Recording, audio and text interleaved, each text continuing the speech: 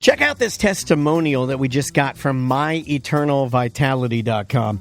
Heard about Dr. Powers on the Tom and Dan podcast. I knew my hormones were off, so I made an appointment and went in. Dr. Powers was able to do my consultation and blood work the same day. Results came back. We did a telehealth medicine visit to go over everything. He instantly knew what my issues were and had 3 different plans of approaches to choose from. I started my treatment last week and have full confidence in Dr. Powers' assessment and treatment. I feel like he's a doctor who actually cares about his patients, and that's important to me because previous doctors that I have gone to did not seem to care one bit for my needs. Man, does that not ring true? Yeah, doctors are humans, right? And sometimes you'll find a bad one and they're not going to care. Dr. Powers' bedside manner, he explains everything in a way. He wants you to be a success that makes him a success. 100%. He wants to help people. He wants to help our listeners. In fact, he's offering a promotion right now.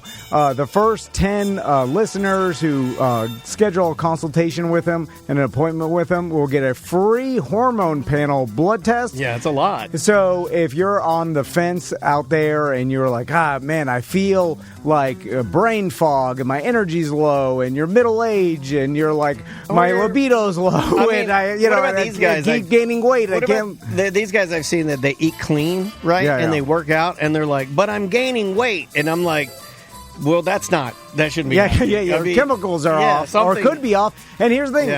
That's what it was happening with Andrea. Andrea is like, look, she told me I could say this, so don't at me. She's 10 pounds down. She eats the cleanest person in our family, trust me. I mean, Maisie's Marshawn Lynch. It's just candy crazy.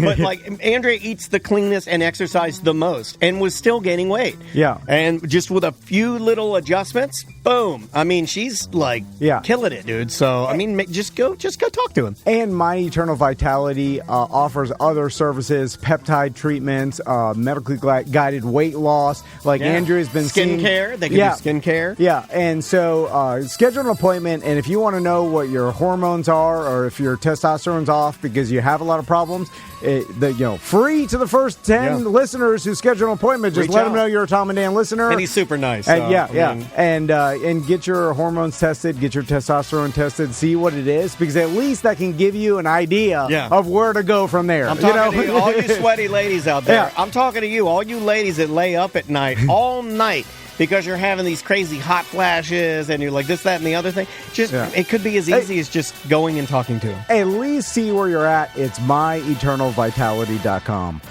Live from the Injured on the Go Just Call Mo studio. It's a blast! It's Orlando's own Tom and Dan. Hello. This is your Mediocre Time with Tom and Dan program. We hope that you will find our presentation precise, joke heavy, and just right. Thanks.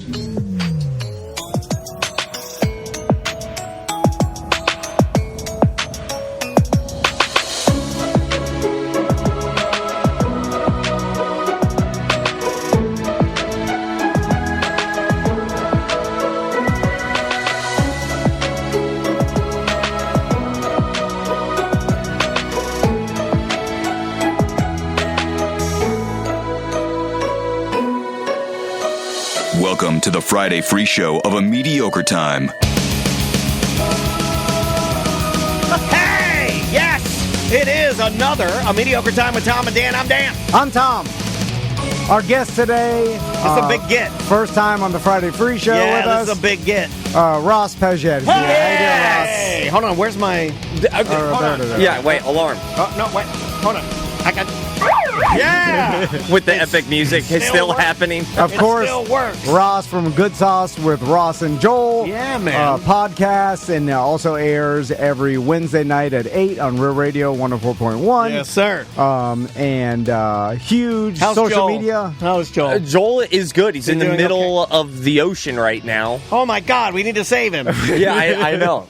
No boat whatsoever, but he has a cool little gig working on cruise ships that that. He helps like direct a show and all that. Oh, so wow. He's a cruise director? he is a cruise director. Yeah, I guess that's the best way to describe it. No. I think he directs a show that would be on a cruise ship. Yeah. Well, that's the same thing. No, it's not, because the cruise director is directing all the wacky games. Yeah, there is a difference there, because then, like, he's not going, like, bingo's at 8, you know? Like, he's not setting the schedule. He's just directing a show that's on But a he cruise sort of ship. does look like a cruise director, because he's got the... Does he still have the shaved head? Kind of like Oh, yeah. Oh, yeah. And he's got that slick look. That you know? cool director vibes. That's another...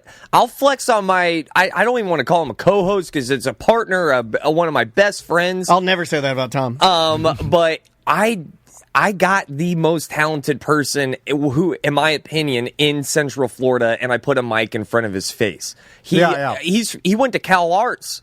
Like, he went to art school? He went to art school. He is one of the best actors I've ever seen. He's also just one of the funniest people. And then that's how we kind of hit it off. And then we started making things together, and then they started to hit. So, like, I don't know. I love my guy. I love Joel. I love Joel Warren. Let's talk about the I4 eyesore video that you did. Was that something you did in conjunction with Joel, or was that a Ross P. only joint? So the first couple videos that I made that hit here in Orlando, which was all the Wilson fluke, that I made up this character that was saying that I'm the reason why everything sucks in Orlando. That's when I fell in love with you, by the way. Right? I love wacky names. Yeah. And he hates wacky names. Wilson Fluke. Wilson Fluke. Like, I like to get people on the line, and then they're like, don't use my real name. And I'll be like, okay, well, your name is Runch Flargy. I like wild names.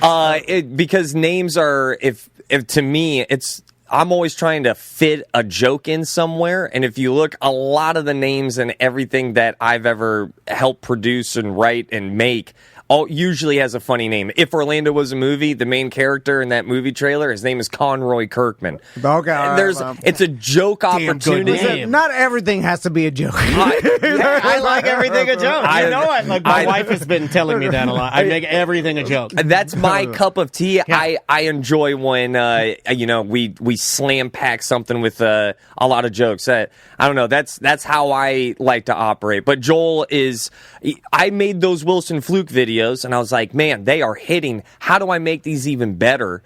And then I started talking to Joel.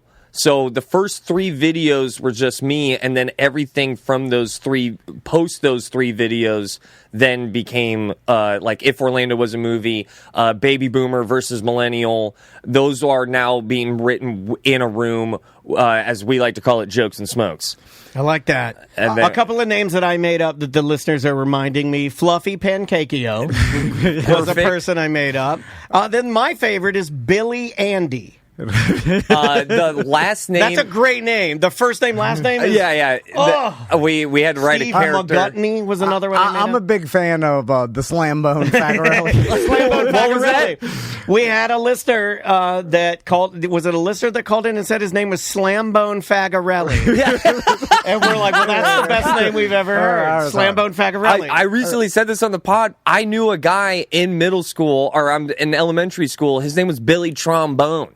Like, really? That never left me. That his name Billy Trombone. It was either Billy Trombone, and that's how he introduced himself, or it was like Trombone, and he was just saying it wrong. But I knew Billy Trombone's worse. I shouldn't be first and last naming these people. If I knew I knew a Mitch Manlove in high school. Whoa. Oh, brutal! That's a good one. I learned that you could say people's first and last name whenever you want. Yeah, I've been doing it all week, matter. and it's making Tom real mad. I used to have a old manager of Champs named Forrest Stump. Yeah. Real name. Every time I tell that joke on the show, one of his friends gets back to him. They're like, he's still doing it. Yeah. Tom mentioned you again. Yeah, he's a general manager for Champs. Man, really worked his way up. 25 years. I love names. I love the conversation of names. Okay, I'll hot take here. Yeah, do it. One of my favorite names is attached to one of the worst people of all time. It is a cornerstone memory. When I first heard this person's name, I was like, ooh, that's fun. What did they do? Uh-oh. Adolph Jones. You're not exactly Benito Mussolini. Oh, really? Is such a fun name. It's a great name. It sounds delicious. It sounds like it could be in a cream sauce. Yeah. Benito Mussolini. Yeah. Look him up being hung by his over the bridge. He's not a good person. Not a good man. But man, when I just remember and that vibe of person, I don't know if you know this, that vibe of person is back, bitch. yeah. They're out there. This is how dumb. I didn't think they were. This is how dumb I've been my entire life. Every time someone says Mussolini, I think of an Italian moose. Yeah. Well, that's why I love you. That's why you're my business partner. A cartoon. Because that's the correct answer for me. My guy went to Cal Arts. Yeah. He does that. Yeah, he's like an Italian moose. He's got like a tiny mustache. I don't know what made me think of this, but you just talked about like trained entertainers and artists. Yeah. And you were in radio for a long time. In radio, it's weird that most people in radio have no classic entertainment training or artistic or theater. They give the keys to the monkeys, right? They're like, what'd you do before this? Like car sales. Yeah, I mean, I thought that like my entire radio career, I thought that everyone I worked for, I was smarter than. Yeah, no, but I can say that now. I think I can say that now. I have a fake hip, so I can say that. Every person I worked with or for at Real Radio, I looked at them and I'm like, come on. I should be the boss. No, why are there more like trained artists in radio? So like, in the entertainment. I think I have because it requires no training. I have a good answer for that. There are a couple answers for that. First of all, I don't think I would want it any other way, the way that it is right now. Like, I wouldn't want a trained actor. I know a lot of actors, and I will once again flex on Joel Warren being different than the stereotypical actor. Yeah. Actors on a podcast, they're just going to be talking about, I don't know, what I want out of a radio personality and what I think is like successful is when they can be authentic. Actors are the last people who are comfortable, at least in my experience, when they are thoroughbred actors, they might not be the most comfortable in their own skin. That's why they are actors. And they spent so much time as somebody else that all of a sudden when you tell an actor, like, no, talk to me about your day. Talk to me about your beliefs, your thoughts, your concrete, what's your creed? I have found police officers and actors to be very abusive. But can't they just that's a joke. I'm joking around. That's just that's a possible hot take. I don't know. All of my actor boyfriends would slap me around. They're very passionate. But just act like a radio personality. Pretend to be. And then going back to like that authenticity that the Joe Schmo who did work at a car dealership, they don't need to act. And I think you once gave me a great piece of advice. Tom. Well, wait a minute. He's conflicted because he's like, the first reaction was, goddamn right I did, because I'm the fucking man. I know he said that in his mind, but then he was like, oh God. Yeah, but then whatever you're about to say is going to be embarrassing. Yeah, it is. It's always is. And the listeners right now in the chat room are lined up, and they're ready to like literally transcribe it onto this webpage they have. So it's called like Our Leader, and they're always like, put the dumbest shit he says on the page, and let's genuflect at it. So I would say, what you were. Now I just lost my train of thought. Best piece of advice. Best piece of advice. Hey, that's how good it was. I immediately forgot it. No, one of the first meetings I had before starting the podcast is you said the thing about these microphones is that you can try, but you're going to end up being yourself. You can't hide from being yourself. He never said that. I don't think I thought this was the one you get two thing. But you're going to be yourself inevitably in front of these mics. Yeah. And you can't avoid it. That's the stressful part. When someone, if you guys ask me a question and I answer it, that's me finding out maybe I guess I do feel that way. You know, you can't avoid being yourself at the very least when it's done well. It's probably why I think you give it so much more thought than most radio people ever. Like, seriously. Like, you saying that makes me think that you are both the correct and the worst person to be doing radio because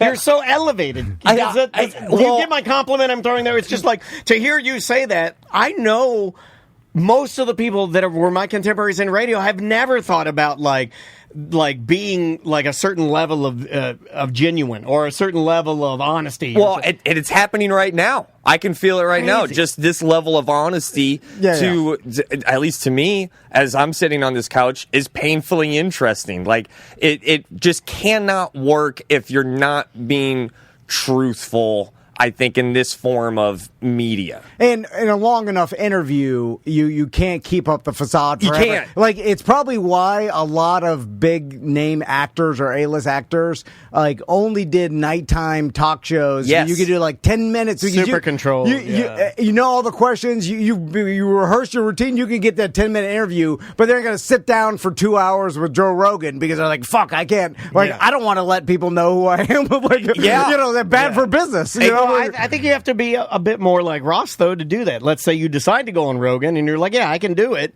I don't know. Like it is an art form to be able to go in there and guard things, but also not appear like you're putting up a wall. You know what I mean? Yeah. I mean, everyone. What I've learned is that you also need to find out where your line is.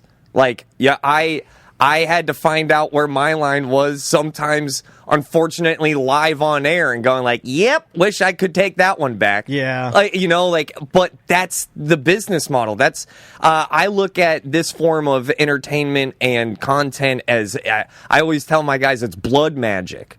That the more sounds gross. You are yourself, and you're kind of, I don't want to say you're not sacrificing, but if you're okay with having the egg on your face, and it's a real moment, and it's a real oops, and now it's in front of everybody and it's entertaining. Right. That's kind of a small sacrifice, but it's blood magic and it's real and it's entertaining. And it's kind of like I've always looked at it because I've been in Daniel too. We've been almost too open about our entire lives throughout.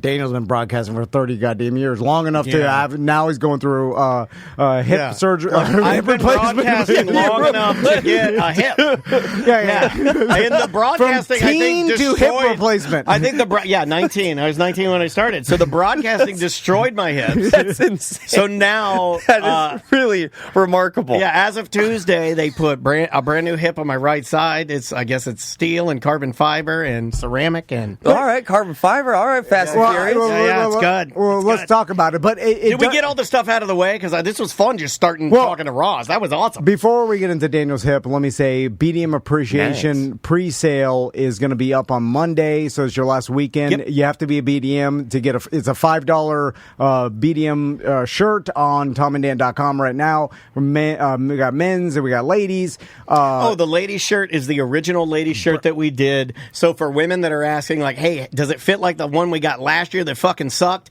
No. The one the year before. It does not. It does not. We did hear what you said, and then Eric and Mark Villan were trying to source it, and I believe they got it done. It's more of a, correct me, is it called a racerback? Razorback, yeah. Razorback or a racerback? I don't know. Razorback sounds like a pig. Yeah. Razorback sounds like a shirt. It's one of those. It's a kind of a female tank top. Yeah. But anyway, and we're going to be shipping those out before BDM Appreciation Week. Racer. That's Racer. Razorback is a large pig. That's Arkansas, in April. And then we have a BDM only appreciation party at the end of the week on April 19th. Again, you have to be a BDM to get invited to that. We send out an invite to everybody. We already sent one out. We'll send another one out in a couple weeks. If you didn't get time, you can show at TomandDan.com. I'll do my best to hook you up with the pertinent details. I want to thank Just Call Mo, Fairville Megastore, and White Claw for being sponsors of our BDM Appreciation Week. They help us, subsidize some of the costs it is to, put out a $5 T-shirt in 2025. Yeah. Because, now, you did want to do a $1 T-shirt. That deemed impossible. Yeah. Especially now. There's all kinds of tariffs and shit happening. Like, I don't know if we're ever going to get the $1. We're going to try. We're going to try. It's been hard to keep the 5. Yeah. It was easier 3 years ago when we started. So hard keeping the 5. But anyway, it's going on. It ends on Monday. And I don't even know what you do to keep it 5. Like, you could be back there sucking dick. We lose money. I don't know what to do. Like, he does weird things. Like, he does things that I don't know about, meetings and tug jobs. Yeah, blood oaths. Well, weird. Ross hugs, knows. 'cause- because- yeah. Listen, Ross now, runs his own small podcasting Yes. business. It is wild. Yeah, it's a family business, right? Yeah, Like, yeah. let's say that. And it's And hard. Joel counts for that too, Yeah. because this, our business with Tom, our wives, that's very much this is a family business. Yeah, it's super small, and If I'm missing something, there is a play where I call Crystal and say, "Hey, can you swing by the studio and get my bag with the recording?" You know what I mean? Yeah. It is a family business.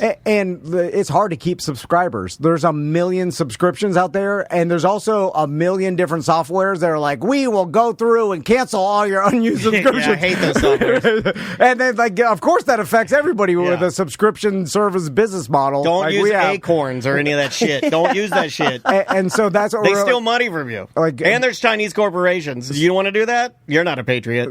I'm starting this. I'm starting the groundwork. So me and Daniel realized, listen, it's hard to keep subscribers. Yeah, it is. We understand, you have 10 million subscriptions. Some of them got to go, and inevitably, being a BDM, your Netflix, you're like, Netflix has more.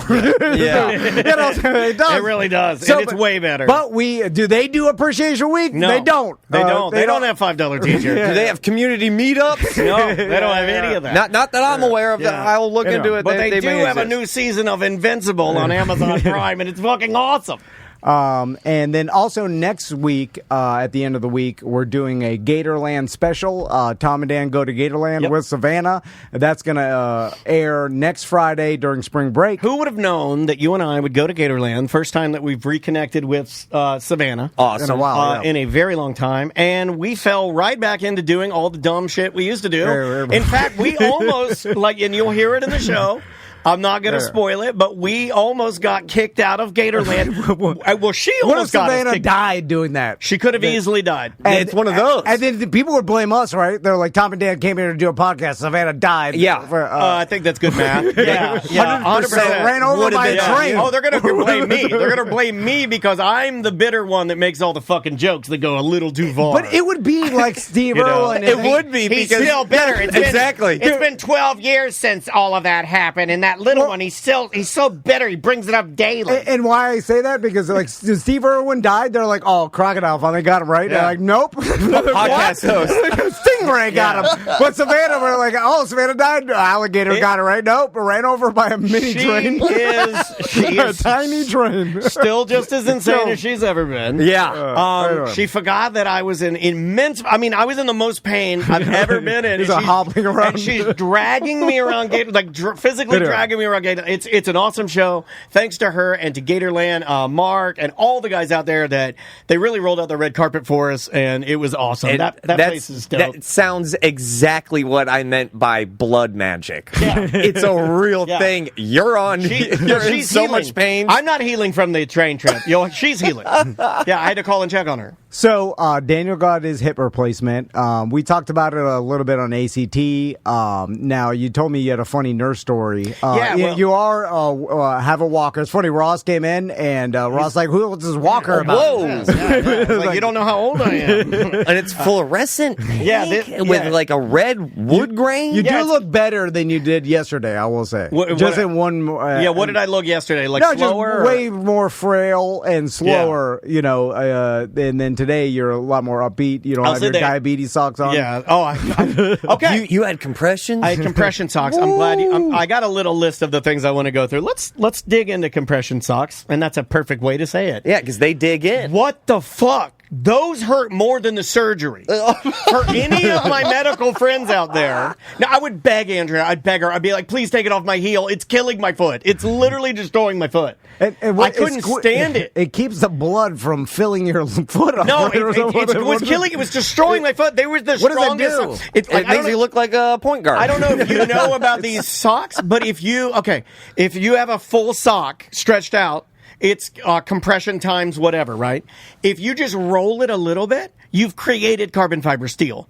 It's the hard. These socks. If you just roll it a little bit, there's no breaking it. Yeah, it's the strongest fucking thing. It just compresses your legs to keep the blood from. It was compressing my ankles, so my ankles are about 2 inches wide. So then, was there like skin shooting out on the bottom? I was like, and I would just lay there, and I'd be like, "Please take it off." I was like, "My pinky toe, it's killing my pinky toe." She pulled it back. My pinky toe is black. I'm like, "Can you please take it off? It's killing me." Like, why do I have to have these? Why do they have to be on so tight? Can't they just be like moderately tight? Oh, I got lightheaded there. But like seriously, it was just so tight, and I'm begging Andrea to slide them down, and she's like, "No, you got to keep them on for 3 days." And then I'm like, "Why?" She's like, "For clots." And I'm like, "Well, I don't know what does that mean? Is that where the clot comes up your leg, and if you don't have on your stretchy socks, then it goes to your brain, and you're laying there? Yeah, and like, oh, bad news. and then I'm laying there, I'm like, "Oh, it feels so good to not have my socks." Ah! Is that how it happens? Does the socks hold the clots? They're clot holding socks? Are they clot socks? They're just there for calf hugs? Yeah, why are they there? And why are they so tight? And then they don't have any bottoms. They're tubes. So is it like a stirrup? Yeah, or is it? It's like a leg warmer that wants to destroy your leg. You pull it up on your calf and you're like, yeah, and then you never get used to it. And then they put the grippy socks on you, and then you have to lay there. Fuck the pain from the surgery. I didn't even care about that. I don't even think I felt it. All I felt was the pain on those stupid socks. And I think the anesthesiologist, who I gave him a compliment and a joke, he had an American flag. He had like an American flag do-rag on. All right. That like, and I've talked about this with Paul from West End Trading Company. But he had the Charlie Daniels band. Yeah, he had those vibes. Yeah, he had the bike week. He had the bike week. And we're 1 week out of bike week. I'll let you get away with it. I looked at him. I go, thank God we got a good Patriot on the gas today. That's my joke. I thought it was a funny joke. He didn't like it. Then he asked me about medical marijuana use. Then he said, you got to get off that shit. No, we didn't say shit. He said, you got to get off that stuff. We got to get you healed up. We got to get you off that stuff. And I'm like, uh-oh. What did he say? Why? No. And then I think he double gassed. I think he double gassed me. I think as punishment for being a pothead? I think he doubled me up for being a pothead. I think he did because they know. You've heard that. Because they were like, tolerance. No, you've heard that shit before, right? Where they're like, these potheads, they come in here and we give them the full dose for like a baby elephant. And they're just down there dancing and doing their fucking drumming and they're playing with their fucking rhythm sticks. Why is that true? Like, how does I don't think that's true, affect the anesthesia? I couldn't get out. I couldn't get out. I stayed there. I was there at the surgery center, so I had to be up at 4 a.m. to be at the surgery center at 5. So I was there at the surgery center when the little button that you hold your pass on turns green and clicks to green, and you can go right in. I was right there at 5. All right. Because I just wanted to do everything by the book. Yeah. So we get in there. They get me situated, get the IV on, get you dressed out, ready to go. They give you a little bit of meds, but then you're just kind of sitting there and like, I couldn't tell you when they took me back. I have no idea. All I know is I went back at 5 a.m. and I came home at like 7 o'clock in the afternoon. Yeah, erases all your memory. Do you remember the pre-surgery Demerol or like the drugs they gave you? It was awesome. I mean, it was so much fun. Awesome. And there was a little Asian man talking to me, and he had the best hair. He had white hair. But he was like perfectly coiffed white hair, and he was like, a cool dude. He was like, "Hey, we're gonna get you taken care of here. We're gonna get you some good stuff here. He was one of those guys." Not expecting what I thought he was gonna sound like. Yeah, he had a deep voice. Hulk Hogan. Yeah, he had a deep voice. All right, so Hulk Hogan sounding. Yeah, it was Asian. It was Asian Hulk Hogan with Golden Girl's hair. And then so they gassed me up good, and then but when I did come to, and Andrea was in the room, I kept like opening my eyes and looking around. I'm like, I feel pretty good. And then I'd be like, this feels so good. And it would like that idea of like just closing your eyes. You know, like when you're maybe laying on your bed or when you fall asleep in a car and you're in between that level of sleep where you're just kind of bouncing. Yeah. It feels so good just to close your eyes and go to sleep. Like I think goosebumps. That's what's like dying in a hospital. I think. Yeah. It's not that bad. It's not that bad. Like you're like, I just want to sleep, and then that's it. I have a low resting heart rate, so my heart rate was dipping into the 40s. It was like dipping into like the 42, 43. Okay. And then they'd be like, sir, you have to breathe. They're like yelling at me.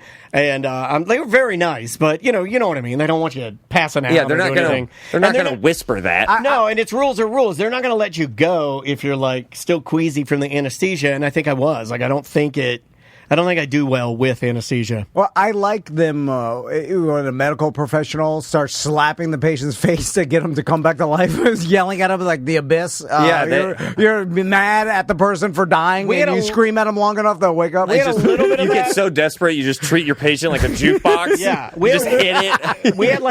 We had a guy next to me because it's a surgery center, and they've got them kind of 20 bays or whatever. They get you kind of packed in there, and it was like a typical machismo Latin guy with like Bluetooth in his ear, and everything was a complaint. He's like, oh, I need pain meds. Oh, motherfuck this. Oh, motherfuck. Oh. Is he screaming at the nurses? Yeah. He's screaming at the nurse, and they're like, you're going to stop. We're going to get you your pain. He's like, where is it? They're like, we're bringing it. Get it now. Oh, motherfucker. Oh, motherfuck. And he's like yelling the whole time. Yeah.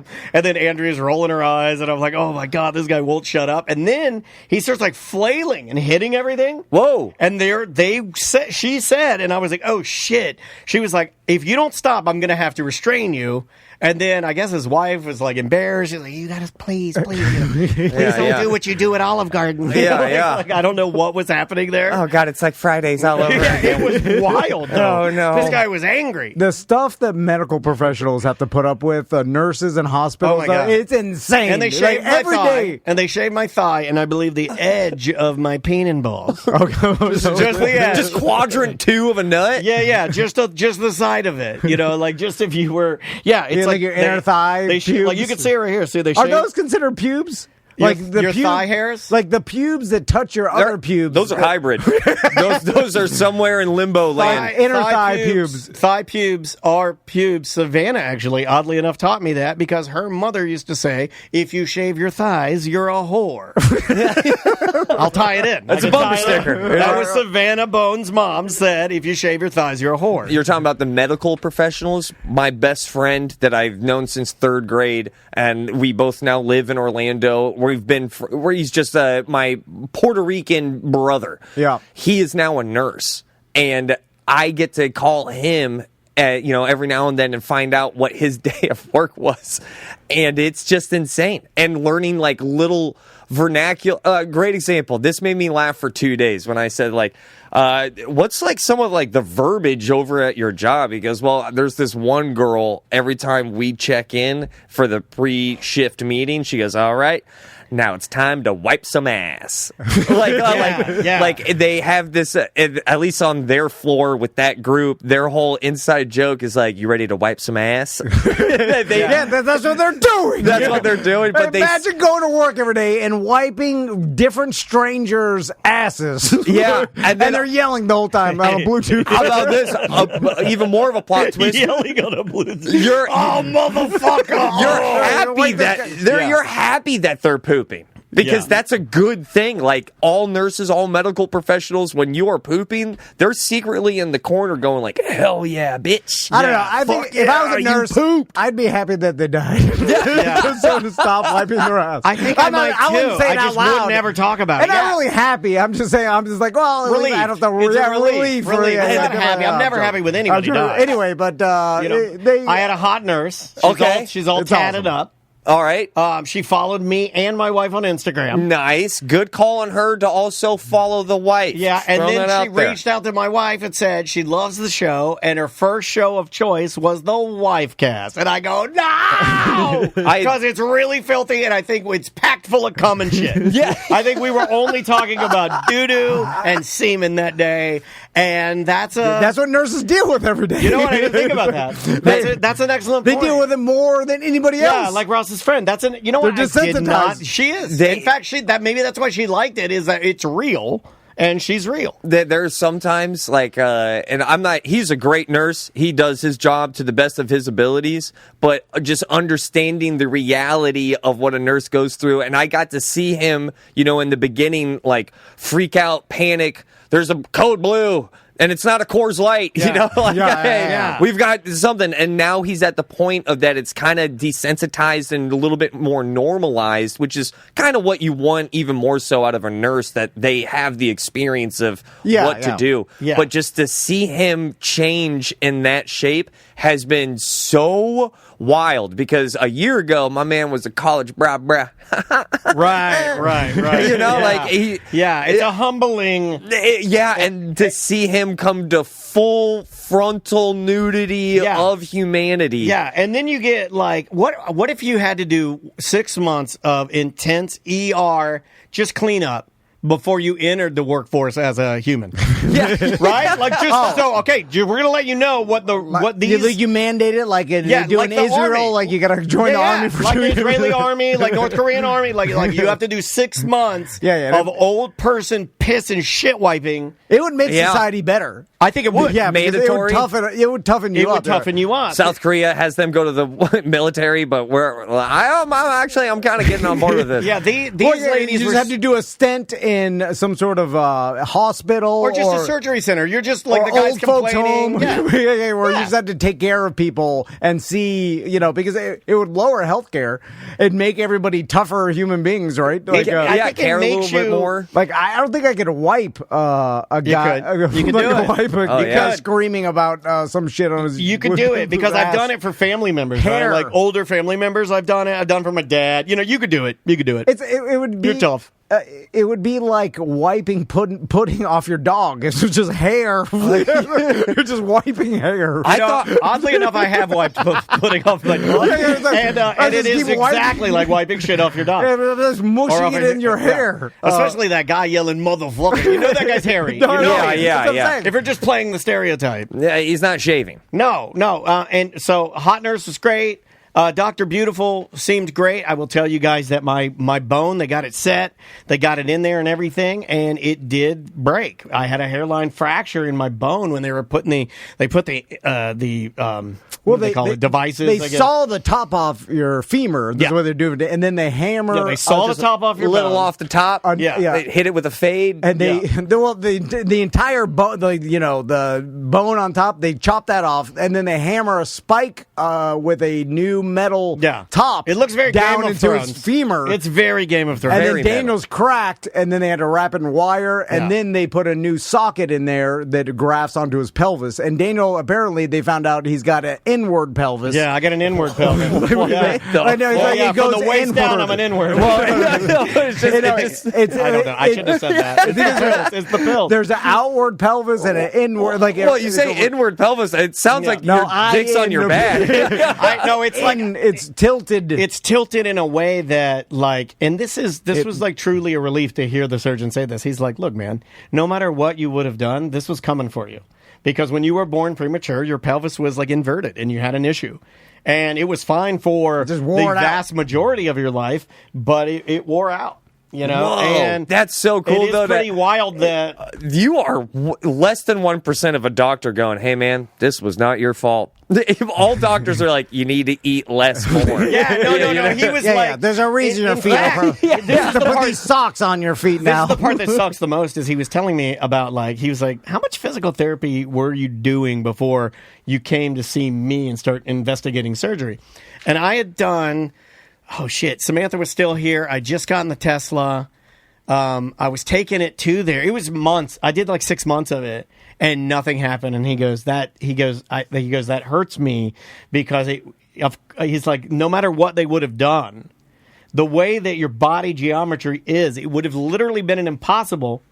It would have been an impossibility for this any of these stretches or movements or anything you were doing. He's like, as soon as you get done and you go back to your car and do whatever, your body geometry is exactly the same fucked up. Yeah, it's like it's not. We can't do. So the doctor's like, you just wasted 6 months. Yeah, pretty much. Nah, like no amount. But I'm glad to hear that because I'm that type of guy, right? I'm like, thank you for being real. Thank you for being honest. Like no amount of yoga was going to change that one guy from 300 that turned his back on the other Spartans and then went to get to the goat prostitute house. I haven't thought about that character in a really long time. We love him. We bring him up all the time. In fact, Tom says I look just like him. I'm just saying, it's like he was born this way. The hey you guys guy of 300. Stretching's not going to get rid of that.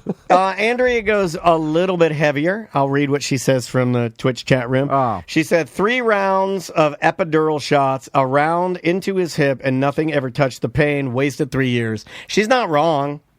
Yeah. She's not wrong. I mean, like, there's a big amount of money in non-surgical alternatives. Yeah, because attempts. Yeah, because I've seen this before. But I got inundated with people telling me not to get surgery. Like, I really did. Well, and I'm not saying that's wrong. Please don't take that. If you were one of those people and you know me, I'm not saying anything bad at all. It's just the number one thing I heard was, hey, you're going to get this surgery, and it's gonna be bad. And so I don't know. I was scared. Well, you should be. Surgery it's scary. It's a wild event, and it does deserve a second and third thought or a second and third opinion before you pull the trigger on.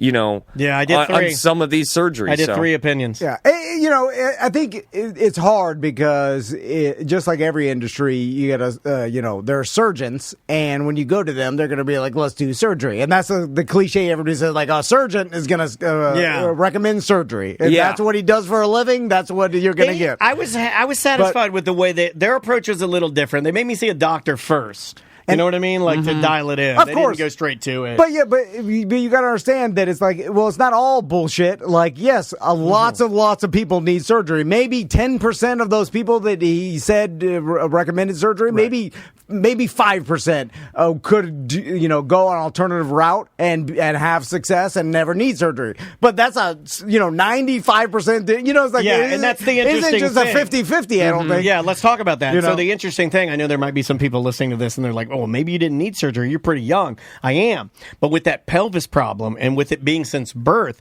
Yeah. I saw the top. Andrea showed me your bone. It looked like a cue ball. It was perfectly round and like it just looked exactly like Jim Colbert. You have a gym in your Colbert hip. You got a gym hip. Yeah. So it's like, nothing's going to fix that. But besides this. It was one of those things where, like, I didn't even have the space. Like, let's say I could do like PPR, those regenerative type medicines that people like to talk about. QC Kinetics, I think, is one of the big brand names of that. And I'm not here to say any of that stuff doesn't work. I would never say that, because what works for you may absolutely work. But I didn't even have any space in there. Like, there was no space to put anything. It was a fucked up hip with a cue ball stuck in it with no space. So I'm just grinding all day. I would sit here just in massive pain, just like grinding that bone all day. Just all day. Well, let's talk about pain, because another thing we did talk about on ACT is that they didn't give Daniel any painkillers, right? Not one. Which is weird. Well, they gave me tramadol, which I don't count. And that's a pamphlet? And a pamphlet? That's what we're giving Lena. I guess it's a non-addictive type of pain. But then the chat room was saying, oh, yeah, my best friend got really addicted on it. It's highly addictive. So I don't know anything anymore. Yeah, but it's not Roxycontin or Oxycontin or all the cottons and which they don't give anymore. Oh, I wish I was in the land of cotton. Which are really good at killing pain, and it feels so good. Old time there, not forgotten. Back when they had the pain. Yeah, you'll rob anybody for it. Copper. Your family. Catalytic converters. Your own family. Yeah, I would rob for my family. Just to feel how good it is. But now, and Ross, you told us before, you never taken a painkiller? I have never taken a prescription painkiller. I don't know. I've got a bunch of weird opinions, of course, from my own experience, but like, you saw everybody die. Yeah, I saw. Yeah, it ruined so many people's lives. It ruined a generation. Sometimes I'm like, man, whatever happened to all the Gen X people? Well, why are those numbers so small? Yeah, they're low. They're very low. What happened to all the Disturbed fans? And you're like, this created $1 trillion industry like in 2 years. That's how good it was. But yeah, it's too good. I have never taken one, and not in the sense of like I would never. I would just need to be a very specific situation. Definitely post surgery, I'm going to take a painkiller if I'm in pain. But I've never, I've been lucky enough to never be in a situation where I feel like I need a painkiller. Now, uppers, fun times. I've gone to some places, but for some strange reason, I've just always looked. I've seen those downers at house parties since high school, and it just always was never like. I wouldn't do that. It's not for me. That's the only drug I have spoken to my sons about on the drive to school. Where it's because you give your handyman. He always gives his handyman a ride to work every day, and I think that's weird to pick up some homeless guy with your sons in the car and then give him speeches on pain pills. And it may be too young, but I'm like, listen, sons, there's a drug out there called an opiate, and it's one of the most addictive drugs. And sometimes it's not even the human being's fault. Once they start taking it, they become so goddamn addicted to it. Yeah. They'll do it. Their brain will tell them to do anything. It's a goddamn disease. You know what I'm saying? I'm like, stay away from it. If you ever get prescribed it, ask the doctors for something different. You know, like I'm telling them now, so it maybe gets in their head. Yeah. And then their response is like, but Dad, but they're not good, are they? Yeah. Now here's the thing. That's for my sons. Imagine trying to play so Roblox while your dad is telling you some bullshit about Oxycontin. You know, he's telling you all this Oxycontin shit. All you want to do is play Roblox. That's for my sons. I thought Daniel was going to get pain pills and give me a couple. I would have given you 5. Because I always get 5. I would have given you 5. There's nothing I always better. Get 5. I'm a fucking good pain pill man. Like, I gave 5 to you. I think I gave 5 to Sam. Now, if I didn't, and if Sam doesn't want to be related to that, I'll cut that out. I'll sit there. I'll be falling asleep on my computer, looking at the eBay, and I'll be like, oh shit, how long have I been? I gotta pick up the kids. Was I asleep here? It's like, it's only 2 minutes. Oh, it's the fucking middle of the night. You walk around, you're like, oh god, it feels so good. Anyway. No, I've never done any of those painkillers. I know from my family, my dad definitely went. I mean, he was a Floridian in the 90s, so he definitely touched all those hot stoves. They give them to you for a sore throat. Yeah. I would go to the doctor. They give you. He's got a cold. Let's pump him up. Vicodin. What weed doctors are to weed right now in 2025 of like, oh, is it anxiety? Here you go. Yeah. Even like, do you have anything? No, nothing. Yeah. I think you're good. Have you ever felt tired? No, that's how I make a joke. Have you ever been tired? Approved. All right. Yeah. Let's take a break. Yes, When we come back, I want to tell Ross about some advice that I may have been wrong about that I've been telling everybody. And I realized the other day, I was like, I think this was a mistake. So I'm going to change my stance. Okay. On a piece of advice I've been screaming for a while. Right. We will be right back then. These might be last week's songs. I don't really care, you know. Like I think it's the one thing I forgot. We'll be right back.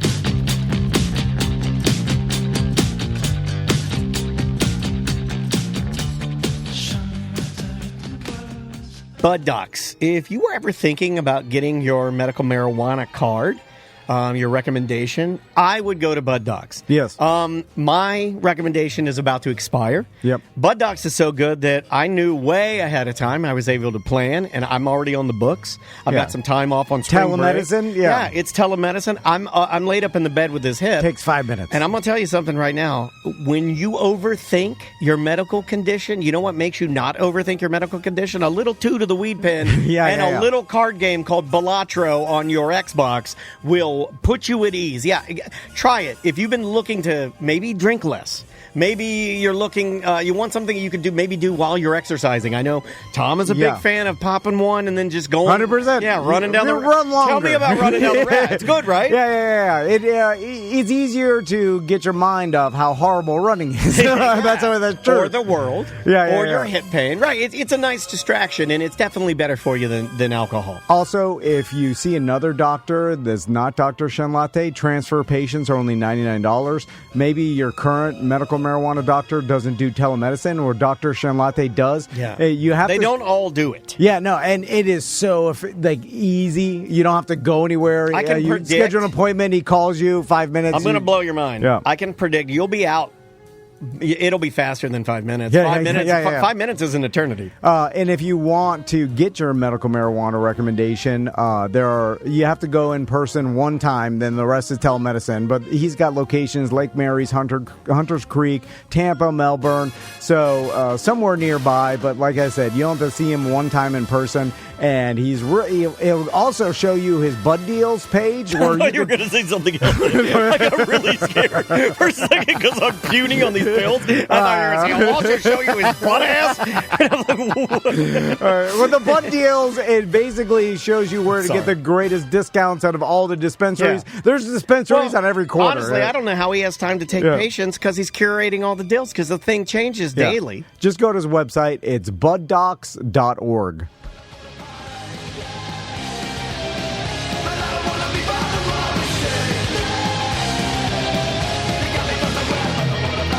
Oh my God, I almost spilled my drink. Welcome back to a Mediocre Time with Tom and Dan. I am Dan. I'm Tom. On the couch for the first time ever on a Friday free show. You know, we have a thing for Rosses. This is our different Ross. This is Ross Padgett. Yes. You know him from Good Sauce with Ross and Joel, the podcast that... Do you call it a podcast or a radio show? I've been calling it a podcast because... I think that's smart. Yeah. It's a podcast that's on a radio station. Yeah, I think that's smart. Yeah. By the way, that's becoming a lot more popular now. You're seeing these kind of pop up now. And if I was a business out there in Central Florida, I'd advertise on Good Sauce with Ross. It'd be and the Joel. Easiest money you'd ever spend. Yeah, because you're gonna people are engaged. Yeah. They're a small upstart business, and that's when you get the best value on the advertising. We're not going anywhere. Once you've been around for 15 years, you're gonna pay a premium. Once I started to realize, I dialed it in, and now you're paying with Tom and Dan Ross. You still get a deal. Yeah. So contact him and advertise because it supports small podcasts. And you're a lot like us. Not to say I'm not speaking ill of anybody else, but I just know that when you do a job for a client, I know you guys do an excellent job, and you want to super serve. Yes, and that's kind of what. Tom's whole mantra is that. Like, we try to do that. So, get on that. And you also, doesn't your wife do that? Yeah, she's the, That's awesome. When you send an email, she's the one responding back. So, or if you also want to get in contact with me, I have access to that same email, which is rosscomedy@gmail. We just picked up 2 new sponsors. Awesome.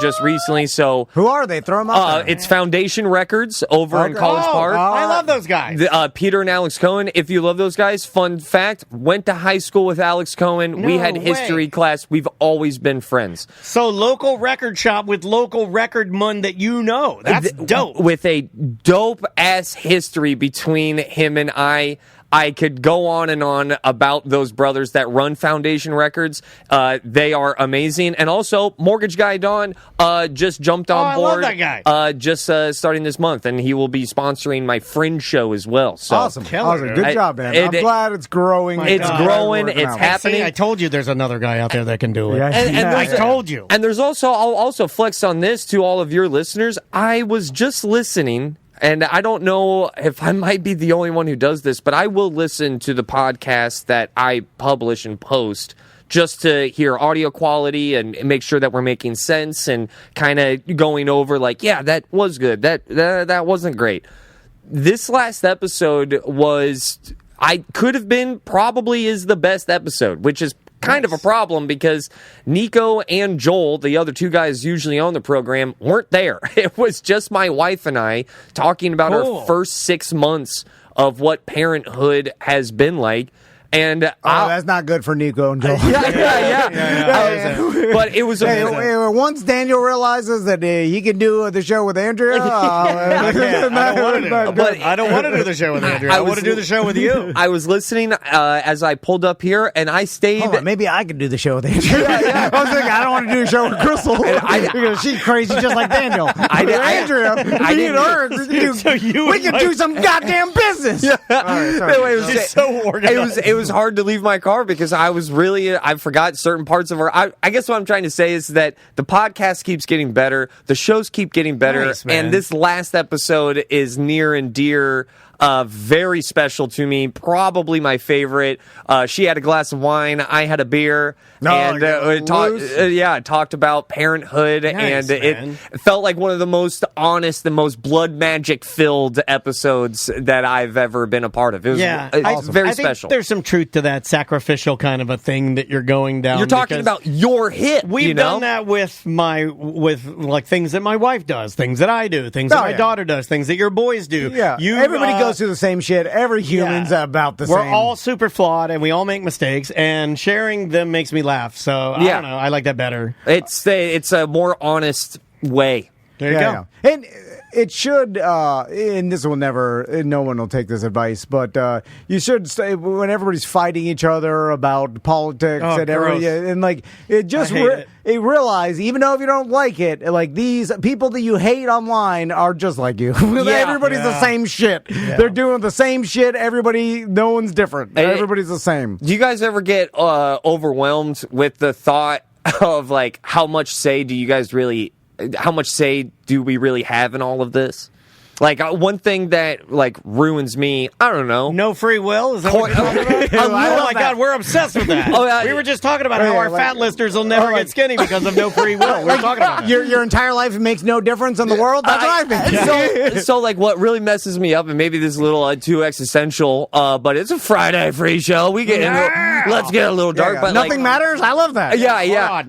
There we go. But if I was born in, I don't know, the deep heart of Texas, would I still have the same beliefs that I have right now? If I was born in a different part of the planet, like we are such creatures of our surroundings that how much and I can't delegate or distinguish what has made the impact part of myself from the surroundings, or was it just me, myself, and I who came to the conclusion of whatever belief? Yeah. Hopefully that wasn't too confusing. No. It would be funny if it made no difference at all, and I was born in Japan. I'm like, what the fuck are you talking about? I'm the same person. You're the same Tom. Goddamn Nothing. Yeah, you're talking about your running. Nothing. I'm driving a boat in Japan, and I'm like nothing's changed. Your sons want to play Japanese Roblox. You're yelling at them. That messes me up. Would I be a comedian if I ever moved to Orlando? Would I have a podcast if I wasn't born in Florida? What would I have been like if my parents were the Jacobsons from Rhode Island? And it always reminds me, I always come to the same end result of the reminder of how chaotic this really is.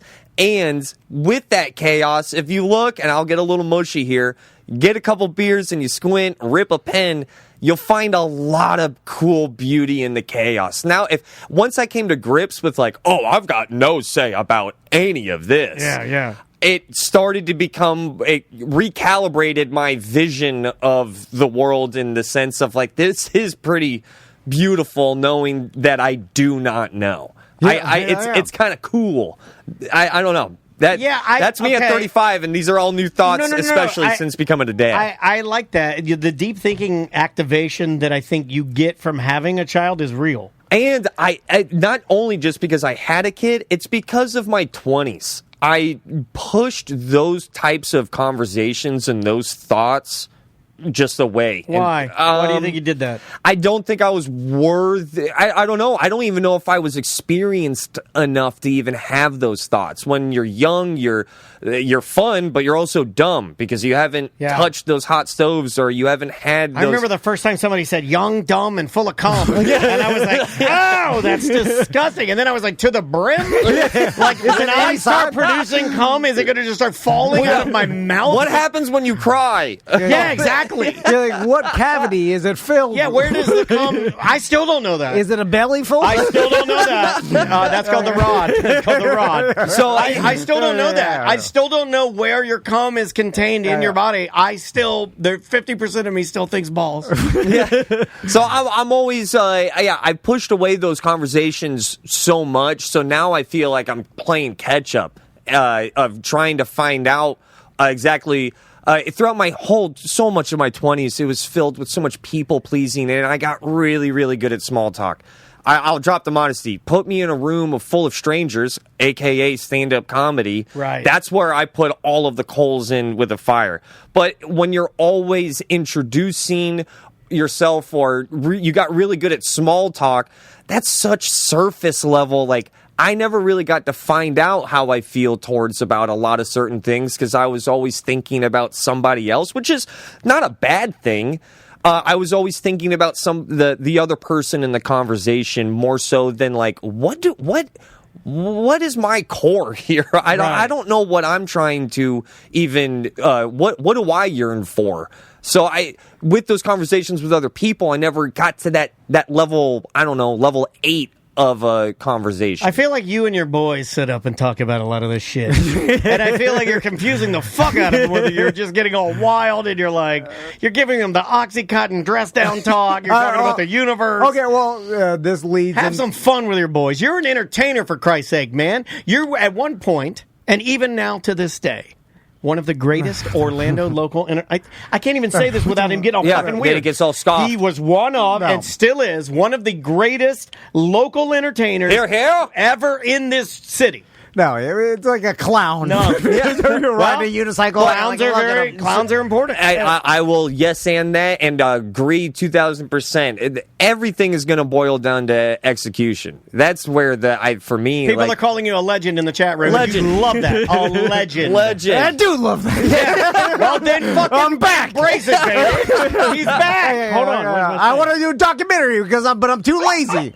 Anyway, so I think I broke my thing. Speaking of advice, I will say that I was thinking the other day, and this happened because Daniel's near-death experience with his hips, and I say near-death because when we were going through this, I was like, well, he's gonna die. Yeah. Too weak. He can't handle. Yeah, I knew They're he gonna thought do that. what? Yeah, I knew he thought inside of his body, and it is truly a fluke that much like the video game Avowed that I'm playing right now. I was brought back to life.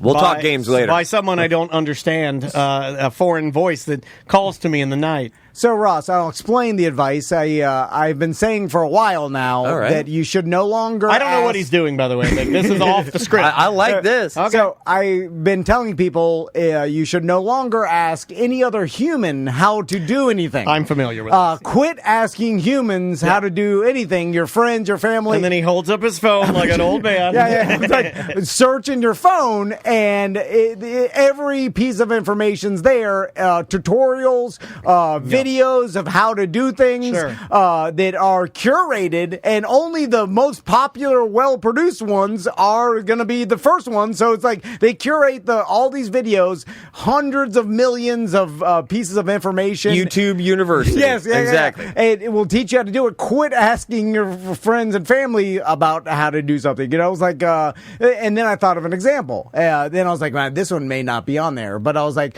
because I was trying to think of like something I'd ask Ross. Okay. Right? All right. So let's just say... You do love asking people for things. Okay, well, this way. He does. Like, out of the two of us, there's only one of us that is a born favorman, and it ain't me. If I go... this led me down a different road. But so I thought to myself, I was like, what would I ask Ross Paget? And I thought, what if what could he offer me? What is good for me? There was ever a time where I needed to learn how to do the Shaggy voice from Scooby-Doo. Okay. Right? Because Ross has played Shaggy at Universal, right? Allegedly. And so I forgot. Someone else got in trouble with that. You gotta be careful. Didn't believe it. Anyway, so I thought, well, if I ever had to ask that question, I would call my friend Ross, and then he would walk me through it. But then that'd be weird. Going back to my advice, just listening to you try to walk him through doing the Shaggy voice. I'd pay almost $1,000 for that. But then I go back to my advice: quit asking humans anything. Just look it up. And I did look up on YouTube how to do the Shaggy voice, and then there was a YouTube guy that gave complete tutorial. About how to do it. All right, here we go. First of all, I also... Hey, what's up, guys? Akeem here. Go ahead. I did this with... This is how you do impressions. For me, at least. Like, I've got like 3 voices in the back pocket. Every performer, if you want the best way to do an impression, you look up somebody doing the impression, not the actual person. Like, that helps, at least the people who I've talked to, that helps out, like, tremendously. If, like, when you find somebody... Tremendously! When you find somebody doing the impression very well, you're like, oh, okay, that's what they're doing. Yeah, so I'm curious what he throws down. Don't study the subject, study the person impersonating the subject. Exactly. Yeah. All right, because that'll teach you more. Let's see what this guy says. And today I'm going to be showing you how to do the Shaggy voice in 3 simple steps. It wasn't Now, me. a lot of you guys have... Yeah, what were you saying? No, it's like 3 simple steps, and then he goes on. We don't have to, he goes on to teach you. I don't how like to his natural voice. Yeah. God, that's mean, but he's like, "Hi guys, I'm going to show you how to do the Shaggy voice." Shut the fuck up. It's that YouTube cadence. Yeah, I don't like know? it. Hey guys. But so, My so daughter's addicted to this shit. So the point is, everything's on the internet. Do you want a little bit of his voice? Here. Let's hear a little. You to do in step number 2 is constrict your throat muscle and talk like this. And then in mid-sentence, just all of a sudden, breathe out of your throat. La la la la la. La la la la la. See, he gives you little tips. It's good. See, this Hold is, on, I'm doing it. La la la la la. and I can rewind it. Way down yonder on the Chattahoochee. No offense to Ross, but this gives me way more of a tutorial. Better for me. I can rewind You it. can watch rewind, it. pause. Yeah. It's better than calling Ross on the phone. young black man. And Ross is with his baby, and he's like, "God damn!" I Yeah, tell I his don't wife, have time "I'm for you. sorry." I don't have time for you. It's like, why bother me? So anyway, so of course that seems true to me. That statement, right? I feel like all right, so like one impression that I have, and I literally YouTubed it because so many people walked up to me and was like, "Dude, you kind of look like Owen Wilson." I would get Owen Wilson. I think You do look like Owen mainly Wilson, with a regular nose. Yeah, you don't with have a dick nose. yeah. You don't have he has a penis nose. He has some going on. I still got a little Zach. I got a baby Owen Wilson, but I was always told that. So I finally looked it up and I started looking. I was like, all right, it's always like a whisper, and I'm looking up on the YouTube, right? And now, all right, so I'm gonna try my best for you to do. What's your best Owen Wilson right now? What, just absolutely unreal. Why we're all here? I don't even know why. I like that I a don't lot. do impressions. Yeah, I like that. What are I you don't gonna have do? any talent. Which one are you gonna So- do? so- I'm like the radio guys. That's why I have nothing. I have no training, no talent. you tighten up your mouth. You go ahead and you purse your lips, and then you whisper. Oh, yeah. You're doing good, Wilson. There's always like a whisper foundation. I don't even know why. You're always so confused. And then you purse your lip. You make your mouth. Look at how his neck is going up. You make your mouth as small as possible. But did you work on the mannerisms, or do you feel like you fall into the mannerisms because your neck is going up? It's the only way I know how. It's good, man. That's really good. I like that. And a lot. I haven't done that in I think like 2 years, so I'm pretty proud of myself right there. Yeah, that's good. But like you purse your lips, right? Give me a purse You lip. feel like you're going to try and impress it today? It's so the day? I love what I've seen you do impressions. What are you going to do? My example so is good. My example is bad because I've never asked you this. Why don't you do a classic? I'd never even wondered this. Let me hear you do this. Do this one. Go. No. Arwan is balole. No. Arwan is balole. I'm losing track of my point. My point is Saying her womb is polluted. that that the statement of you should never ask a human seemed 100% true to me, and I was like, that's it. That's the truth. Yeah. Something changed. What changed? Hold on, is- nothing changes with him. Oh, okay. All right. So when Daniel almost died, I was like, that would I almost lost my little buddy. You don't take it. I don't even know I'll how fucking to- take that. It was a real That's the nicest thing he's ever said. I'll take that. Dr. Evil Mini-Me thing going on. Then I was like, I don't even know how to turn on the computer. So I should have had it written down somewhere. I don't think he really does. But anyway, so then I started thinking, I was like, oh wait, well, my whole advice is never call a human again. Balode. It made me. I have an Uncle Carl, right? Super nice man, and he built a small AC company down in Broward, and I used to call him in college every time my AC broke, right? And then, what did I tell you about wanting things? Yeah. This guy. So he'd walk in. It would be so fucking cheap. and it would be the only time I talked to my Uncle Carl. I know. Is when my AC broke and I call him. I need a favor, Uncle Carl. But he's a Florida real man. All Florida real men don't talk to each other. We all just call each other when our shit. I need something. Yeah. And then it dawned on me when I started thinking about how my little buddy almost died. I was like, wait a minute. Because of my goddamn advice, I haven't talked to my Uncle Carl in years. And then I haven't talked to my friends and family in years. Crystal says you don't participate on the WhatsApp for 4 years. We have Let's just look it up on the internet. We have a joint, like, group That's chat so of all of good. his friends that even I'm in, and I don't think he's participated in it for 4 years. It also made me realize that, wait a minute, do I only talk to my friends and family when I need to? Hey, I'm not Is saying there that. a bad person? I did think about that. I was like, Yeah. oh, shit. It sucks that I noticed he did text me yesterday when I was supposed to work again. It sucks that it took you to not need anything for you to come to grips with, like, Yeah. oh, man. So EJ then- says that you are a transactional human, meaning you have to, what's in it for me? No, that's not true. Well, that's what EJ said. Because I thought it was like.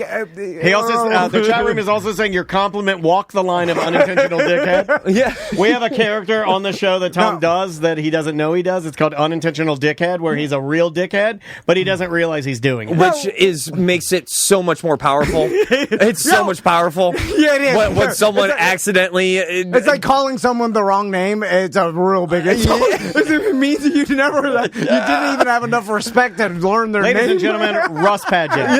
It's the ultimate unintentional dickhead You thing can walk to do. out. You can walk out. Because I love it. It's accidental, but it means so much. Man, that's so good though.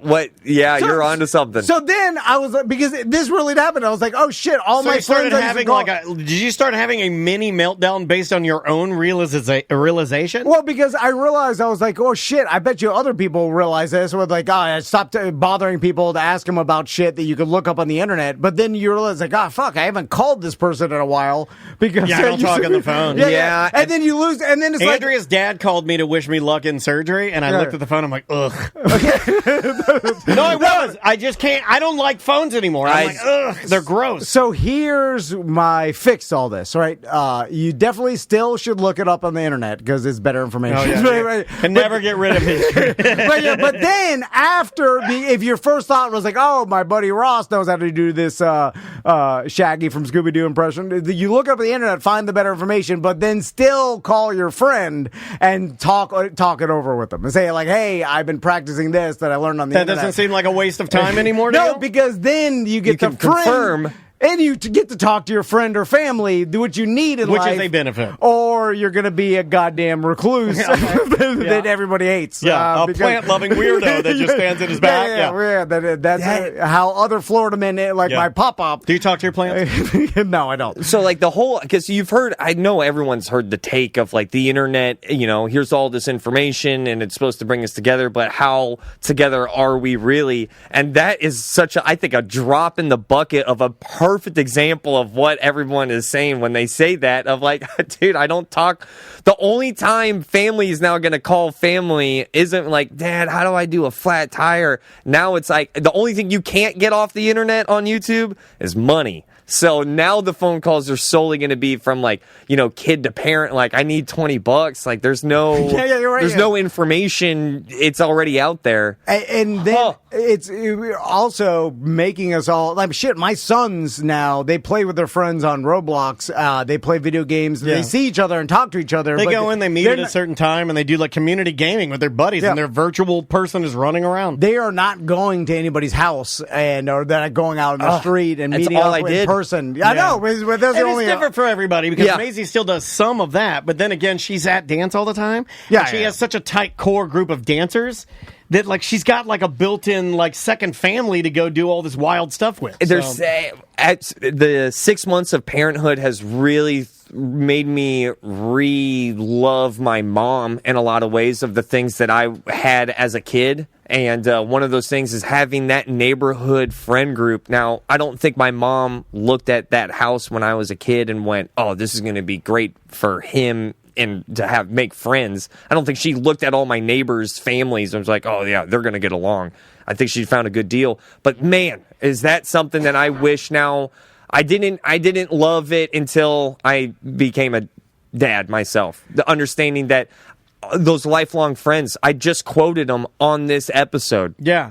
Because of a decision that my mom made of moving into this home that gave me, I don't know. I hope to God that I can provide that for my son. And right now, if we stay in that house, super not. Not going to happen. Yeah. Not going to happen unless he wants the neighborhood friends to be cats. Cats are cool. Yeah. Here's the thing. But they can't ride a bike with you, you know? They Yeah, can't. but Ross, here's the thing. You look outside, you're like, there's no kids playing out there. They're all inside. So there may be kids all around you. They're just inside. You just got to find them. You got to shake them out of the houses. No, but they're not going out of the houses. They're all online. No, but I think they still do. You're doing absolutes again. I know. You're saying all kids don't go outside anymore. I'm not saying all they kids. do. I'm saying the majority of them. I don't even know if that's true. I don't know if that's. I don't know if it's that. I would say a majority of what? Like a landslide majority, or are you talking about a 50-50? I'm saying over 50% of kids and because around here there's a lot of bikes. So if you go around here during school time, you're going to see pockets of kids everywhere. Specifically, what I'm talking about too is that like summer camp dance and all that. I'm not referring to that. That like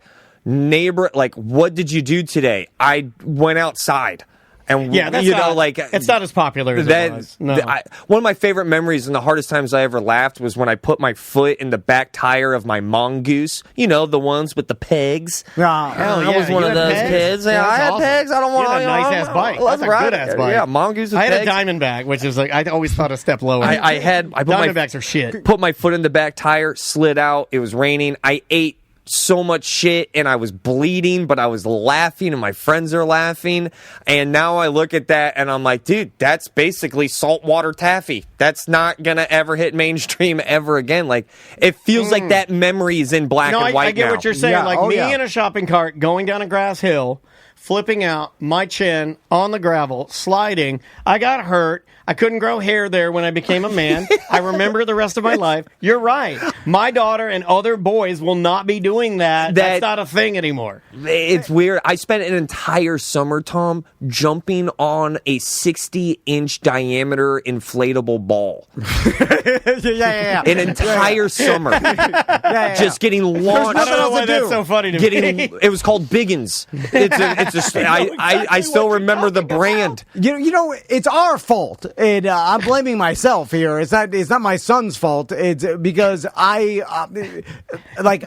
providing all entertainment at all times for my kids, and our parents didn't do that shit. They didn't live to entertain Figure it us. out. Yeah, Well, it wasn't. But it wasn't felt. It didn't feel like they were doing something bad if they weren't. Right? No, like because their parents weren't even home. Do you feel like they didn't care? Do you feel like there's a guilt? See, like I'm a bad example. I can't really speak on much of this because my daughter is completely driven and goes to dance for 5 hours, at least 5 hours every single day. So I'm the bad person for this example. Yeah. But I wonder if, like what you were saying, like how do you?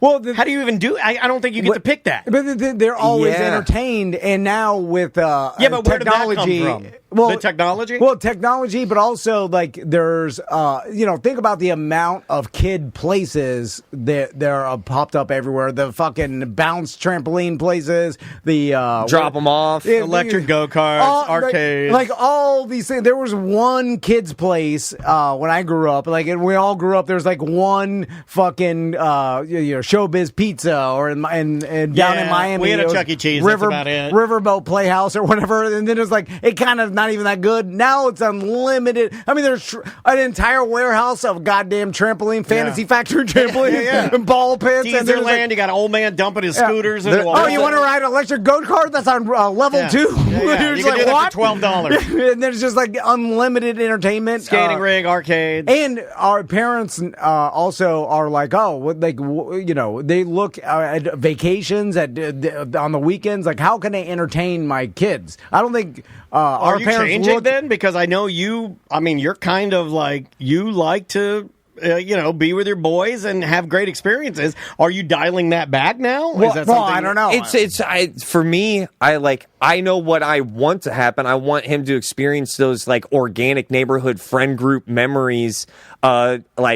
I saw my first boob in that neighborhood, and I will never forget it. Badass. Yeah, that's a weird example. I just hope that my kid's first boob... Was it through a window? No. Peeking side. Yeah, oh, man. I would like you to be standing there, and you're naked, too. I will tell you that masturbating outside my neighbor's window. It's even... Honestly, it might be even more awkward. I'll tell you that. But, where I'm getting at is that, I don't know... if those friend groups are ever going to get a stat, I hope my kid's first boob isn't on a screen. Oh, shit! You just rattled me. Of course it will. Yeah, of course it'll be. Now, there's a difference between the static boob that a lot of people your age, my age. Mom doesn't count as first boob, right? Yeah, mom does not count as first My boob. first boob was a piece of paper. Yeah. And I'm goddamn proud of that. Yeah, and I'm that's goddamn awesome. proud of that. Our generations for all. And you know what? And I boobs are drive an paper. American-made Tesla, and my first boob was on paper, motherfuckers. Dude, my first. Get your chainsaw. I could draw my first boob. I could too. Dude, this Redhead, is so embarrassing. Big redhead bush, and she was peeing on everything. Oh my god, that's why I go hard now. I'm like, the adults like the people. Yeah. I still didn't think that. I remember looking at it and thinking, why is she pissing on everything? And I go, and you know what? I'm not into that. I'm not into that. I'm not into water sports. I'm not into anal. None of that shit. I'm into regular lay on your back and I'll just put it in the vagina. That's what I like. So where'd you see it? Oh, okay. All right. First boob, dude, I mooched off a boob. I was a boob moocher. I was a sucker fish for... Wait, you suck some lady's boob? No, it was even worse. Like, it wasn't my boob for me to have as my first boob. I have a friend. His name is Pete. He's so cool. He's the first kid to kickflip. He's the first kid.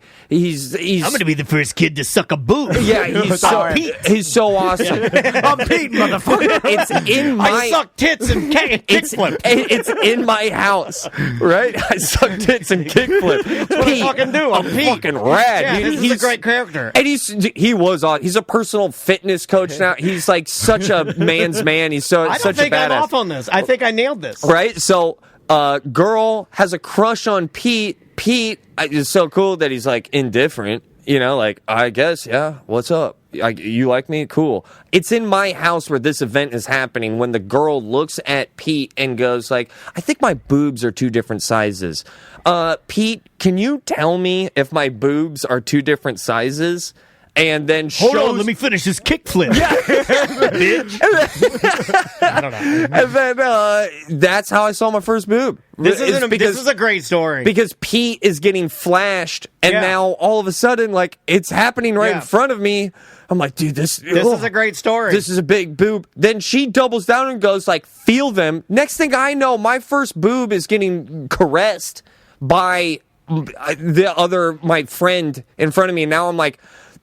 Looking back on it, the older I get, like this is such a weird memory that my first boob was basically like watching. You experience something that very few people get to experience. It reminds me of something that I got to experience. We will never have this ever again. This is gone. What Ross is describing is the ship has sailed. There used to be a time where even when you were in college, one of your roommates would come in and be like, hey, I fucked my girlfriend last night. We made a porno. You guys want to sit around and watch it? And eat Hungry Howie's. Yeah. And I'm like, well, fuck yeah, we do. You know what I mean? Like, everything was a little more free. Your friend, she was more okay with you seeing the boob. She wasn't upset with sharing the boob with you. You know what I mean? Like, it was a better time. It was love. I kind of, now, as I recount that story, I get a little sad knowing that my first boob was because she was like, yeah, sure, Ross is here. But that's okay. That's fine. Yeah. Beggars can't be choosers. No, they don't get to pick that stuff. It was the right one. The funniest part of all this to me about thinking about your teenage sexual experiences is like, and thinking back, you're like, oh yeah, this girl showed me her boobs or whatever, this guy showed me sex. I'd be like, wait a minute, does this make me a pedophile? Yeah, we've always thought about that. Yeah. Only if you're too old. You guys are teens. Yeah, if you're teens, it's fine. It's my own memories. Yeah. But I'm a 43-year-old man thinking I always about thought that'd be a funny punk rock band name. I mean, we're the teen pedophiles. Right? Like, you can't get us. You can't get us. We're allowed to do this. Oh, yeah. I know. That's very funny. But there's a reason why. Is because those are the formative years of, like when you're finding out that other partner. Movies. It's a genre of movies. It's so wild interacting with those feelings for the first time as a human being. Let's go to the chat room. Concrete Toad, or our friend Concrete Mike, says, my dad had a girlfriend when I was 7. Her tits were huge. I walked into his bedroom once and she was sleeping naked. And then you just... 7 years old? I love you, Toad. Over there, you're just staring off at the corner. That's what makes him a real man. Yeah. Okay. So I saw my friend's long red-haired. He loved Aerosmith was his favorite band, and they were the only friends of mine that read like fantasy books. Okay. You know, like, I'm so they about were the that house life. that smelled like patchouli, and they had like the little incense burners. It's like a dragon. You put the incense in there, and then the smoke comes out of the dragon's mouth. They had a pool table. They were very cool. He had a collection of Playboys. It was Jeremy's friend. And remember, I saw him like just straight mega plowing his wife, who was very hot. I had gotten up in the middle of the night to go to the bathroom. They only had one bathroom. Old Florida house, flat roof, gravel, flat with gravel. Yeah. That's what I used to grow up in. I love those houses. I got up. It was a beautiful house. They had a big German Shepherd named Whiskers. I got up. The German Shepherd comes over. I'm rubbing him. I look. The door's cracked. This guy's big white Irish ass, and he is thrusting like I've never seen. Like he's going for it. And it changed me. It made me, I was like, oh. Like I was like, that's how I will thrust. That's how I will, like, because it didn't seem healthy. I'm not gonna lie. They were in love. She was a beautiful woman. Yeah, she was one of the hottest wives or hottest moms. Mm-hmm. It was magical, man. It was good. Yeah, but everything is different. It's the same shit with us and our parents' generation. Yeah. It's like it's all different. You know, it's just nice to finally find out what the difference was going to be. It's been face melting getting older for me. Like just learning, like you said, it's like just like our parents to us, then you know them to us. It's just finding out finally what those differences are just painfully interesting. So here's another. Here's one more. My first boob was at 16. I went to a strip club that didn't check ID. I spent all the money for my Taco Bell paycheck. Yeah. That's pretty awesome. That's a great story. So here's another theory I've been battling with in my head. So we all hear, and most people I know grew up with some sort of traumatic experiences or whatever. Yep. And, like the varying degrees. Sometimes it's real bad. Sometimes it's, but it's like, everybody had some trauma in their lives. Some level up. of suffering. Yeah. And then it's like just the way you grew up in the 80s. Like no one even knew it was bad, or just is like, oh yeah, like that's rough. You just leave your kid at home all day, there's so many different things. When did that switch change? So, and then we learn to get more educated or whatever, and then you get more fearful because of the internet. So you protect your kids more and let them wander less. Well, you and see things. more, right? So, and you don't necessarily see more good. You don't necessarily see more of averages. You see more bad because there was also like stories of like, hey, I played with a ball all summer long. I just jumped on it because I had nothing else to do. Dude, and not that that's trauma, but that's some hardship. Because but being bored is not a bad thing. That was the most fun. We called ourselves the Hell Pups. Thank you very much. Not a bad name. The Hell Pups. We would jump on the ball. But that was some of the best memories. Out of boredom came some what's the word? Ingenuity. Thank you. Inuits. I like to call them savages. Why would you do that? We're going to ask you to leave. But I think the boredom. It's hard to force boredom though, because like we now have the option iPad and a phone or whatever, unlimited entertainment, right? So like obviously we all have learned like as parents, like you should limit this time. They'd be addicted to the screens. It's like all the time looking at it. It's got to be bad. So, but you have unlimited entertainment at your disposal at any time, which we never had, right? Ever. You had some board games, maybe some video games, but they were like, you've played them a million times. Video times. games is a new shit. That was new shit for me. Like I got that 14, 15, 16. Mm-hmm. We now have unlimited games, and you can just go to one after another. You don't even unlimited porno. You don't even have to go to the game store anymore. Yeah. There's no work involved. So it actually, you have to force your kids to be bored.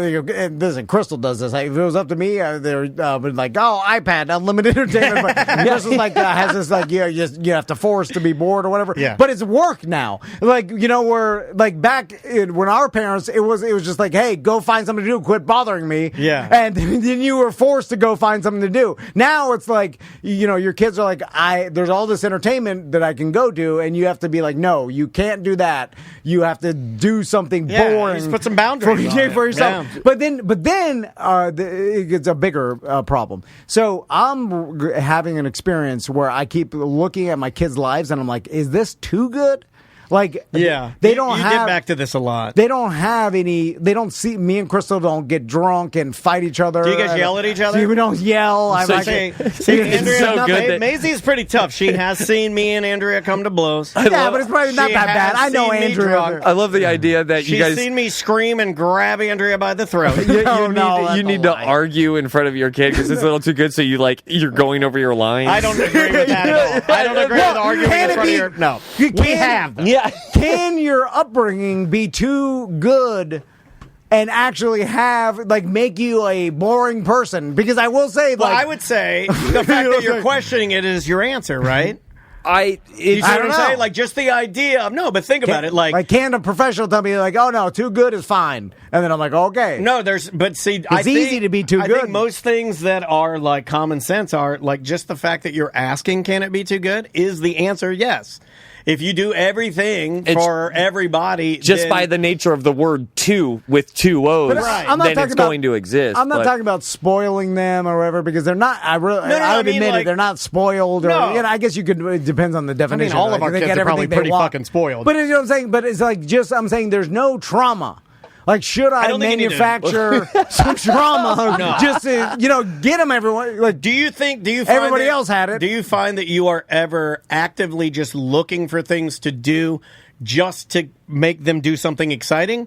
Because from my perspective, I would say it does look like that. Sometimes it looks like you're like, we can't be bored. Don't get mad at me. But Yeah, sometimes yeah, it does I look know. like we can't be bored. We got to go do something great. But and it's kind of for me. I'm like, I'm okay, selfish. well, then that. because I like spending time with them, and I like going on adventures and trips and doing fun Right. shit. So it's like, and that's all. I don't do anything else. I just spend time Yeah, with I'm my just- family. I really do enjoy it more than anything. But like, would I'd it rather do that. change if if it was a choice between we can go do this grandiose like walking tour and boat thing, or we can just stay home and do board games, right?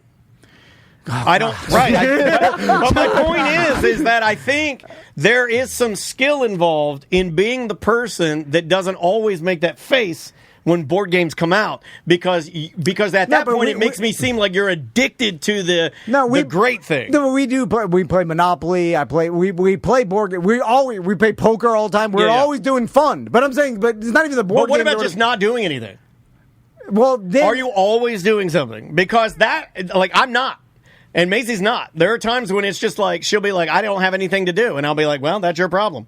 Yeah, you gotta go find them. Yeah, no, that happens. Because I say Crystal's a better parent than I am. I'm saying there's no trauma though.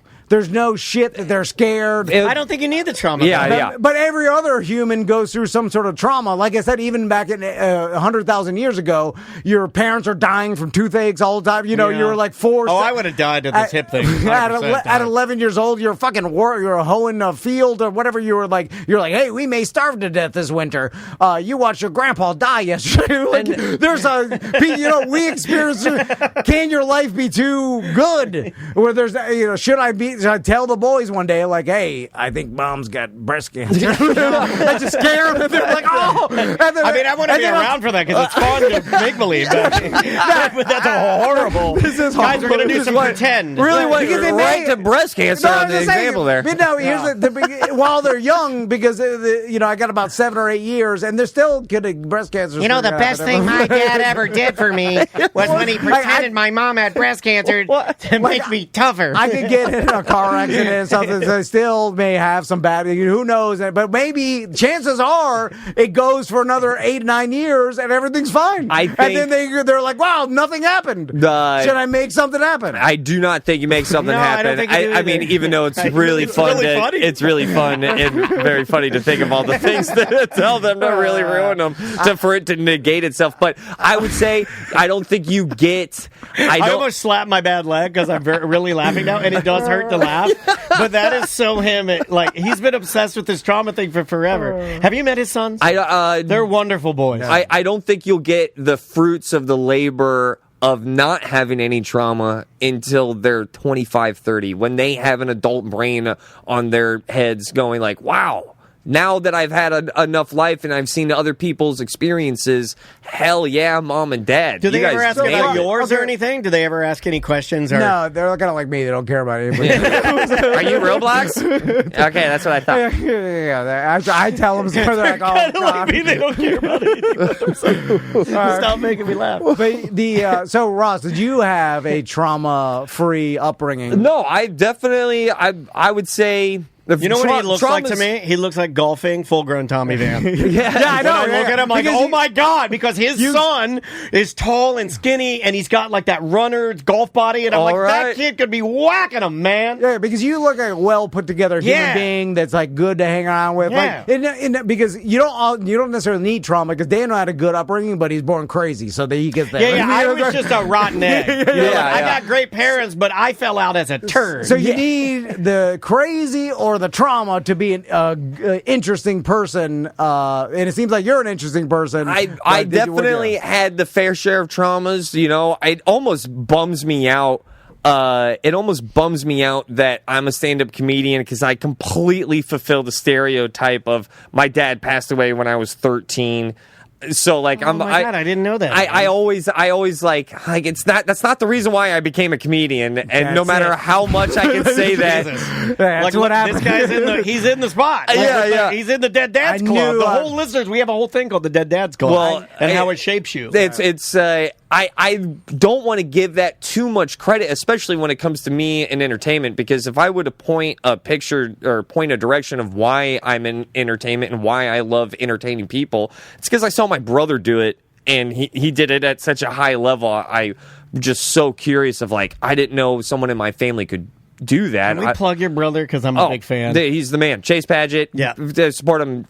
And he's better, I'm cooler. That's the ism. Phenomenal writer, phenomenal guitarist, phenomenal he's presenter, great. Actor. I don't even know what is he? Is he a one-man one man wrecking crew. Yeah, he's fantastic. If he plays anything, because I thought he had something locally recently, and then I was like, I can't get out of that. The most traumatic thing, though, that made the biggest impact on me that I would point to is when I fucked up and I got kicked out of school. And it was also right after my dad passed, like 5 days after. Yeah, they were just high school? Yeah, middle school, 7th grade. Okay, so both of 13. these things were happening at the same time. And what'd you do to get kicked out of school? So I always feel weird telling this because people might look at me a little differently. You sucked an old man's dick, didn't you? You look like a guy that sucked an old man's dick. I showed up to a bus stop. We are too.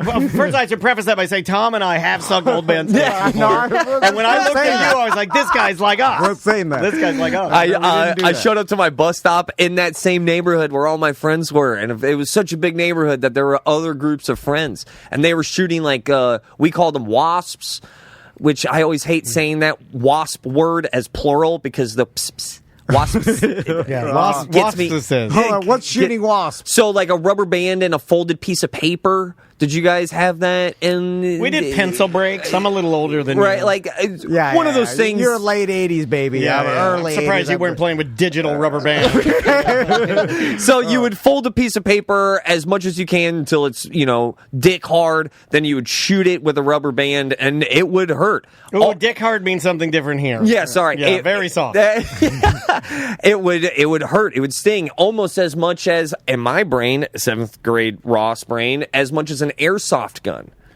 And this is also, do the math, I'm born in 89. This happens in 2002. So this is a couple years after Columbine with the zero tolerance policy. I brought an airsoft gun to shoot back with the other groups of friends.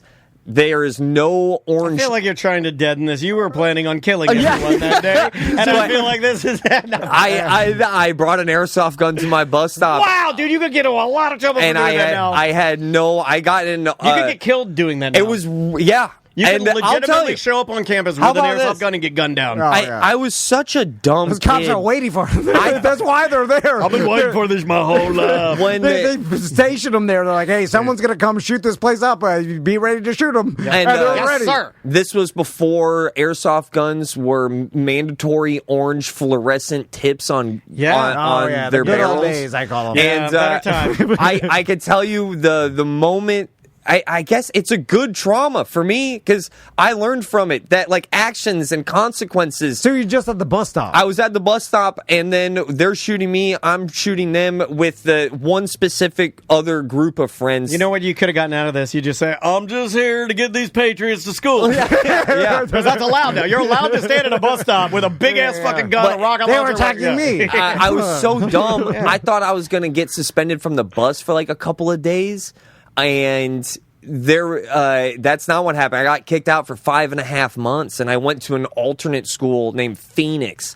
And let's just I say, know what that means. What did they who reported you? The bus driver? no, one of the kids. Oh, so What- someone. yeah, one of the weak-ass kids. kid. One of Did the you kids have? Did narked you on me. bring it to the No. school, or you took it back home? I went right back. As soon as I saw I'd make the the bus. argument that this is not on Yeah, school I was on my off property. time. So, I was protecting those children on my off time. I feel you, and guess who also made that argument? My side of the people. But zero tolerance policy, at the very least, in Collier County in 2002, school bus grounds, your school bus stop is considered school property. In some ways, not like property lines, of course, but like God, they can throw the book at you what you do at the bus stop. It's so funny because you would have done that 2 years earlier. But it would have been a different thing. Yeah, Yeah. I remember me and that same kid. I watched his dad really giving it to his mom. That me and Jeremy were walking down his street, and DeLand PD pulled up, and we both had not airsoft guns. They were just like plastic guns. You pull the trigger, it's one of those. Yeah. And we were all in our army gear, and they drew down on us and made us put our guns down and everything. We could have been killed. It was before they had the red tips. My 2000 graduation year prank. JB locked all the locks on the school gate so no one could get in. Oh, you But we brought also- JB Weld in there and fucked him all up? JB Weld, but just so no one could get in the morning, so delay everybody getting in. And we set the teachers on fire. And then we were like, well, let's put a suspicious looking box that looks like a bomb in the front. So they called, we were like, we put something that looks like a bomb. And they'll cancel school. And we'll be heroes. Yeah, it's like snow day, but with a thread. And the Cuban janitor just kicked it out of the way. It's a Florida snow day. It's a Florida snow day. You put a pipe with wires coming out of it, so people think it's a bomb. That was our idea is a joke. Like in fucking 2000. But getting in that amount of trouble was the most personality molding. I saw a different side of my mom. It was just, that was the most traumatic thing, was getting in that much trouble and letting down. I saw my mom go from I'm so mad, full circle, to, oh my God, lawyers are getting involved, to, oh my God, charges are getting pressed. My son needs me. Oh my God, his dad just died. The charges are dropped because of Roger Keith Padgett not leaving the hospital. The cops felt bad. They're it was the families. Families were about to press charges. I'm about to get in even more trouble. Oh, then they heard and then word just comes lost out. his son. All right, we'll overlook the airsoft gun. Yeah. I'm watching you. Yeah. So then charges were. How benevolent of them. They looked at me and was like, he's gone through enough. And then still never been arrested. Don't have a record. If someone Tommy's like, some kid brought an airsoft gun to the bus stop today, I'd be like, cool. I was going to say, did you shoot it? Yeah. Did you shoot it at the bus? Did you shoot it? Yeah. All right. Who'd you kill? Let's take a break. When we come back, we'll finish the show. We got a couple other things to talk about. A couple little things we'll get to. I've got a good story about people doing good that I'll share with everybody. Oh my God, you've changed, my boy. You have changed. But but I feel like we should put this out there that there are good people out there. There are. And I think the majority of them are good. Yeah. And it happened with our Airbnb. It just got the text from the cleaning lady about I don't it. know this, Yeah, so yeah, I'm yeah. looking forward to hearing it. Guys, we'll be right back. Again, thank you so much for being here, Ross. It's we been appreciate you, man. You guys are the best. We're going to take a quick break. The name of this band, and you may have heard them last week. I apologize. I'm gassing out here. This is, well, just listen to it, and we'll be back.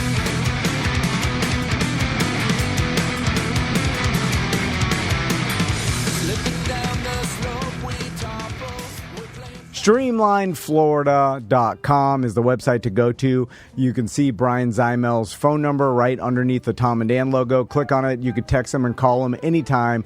He loves talking to Tom and Dan listeners, He does. BDMs. He's helped multiple. And I talked to him the other day, and he said that the rates are moving, and it could be a good time to refinance, especially if you got a mortgage within the past 2 years, right? Sure. Now, he did tell me, he said, if you already use me to get your mortgage, he'll call you or let you know when. Oh, that's what he did for me? Yes, yeah. Yeah, like I wasn't ready to do this. There were some applications and things, some hoops that Andrea and I had to jump through.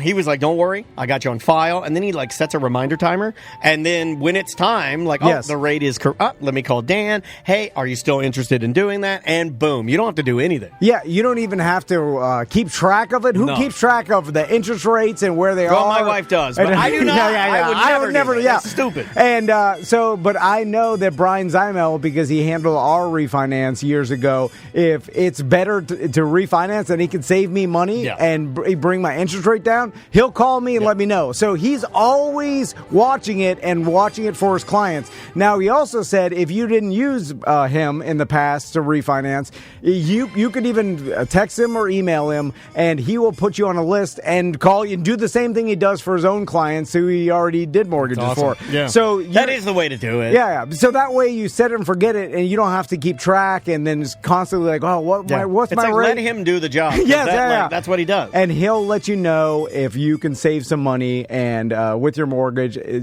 Do what's best for yourself in the business of life. Yeah. And use Brian Zeimel. It's StreamlineFlorida.com.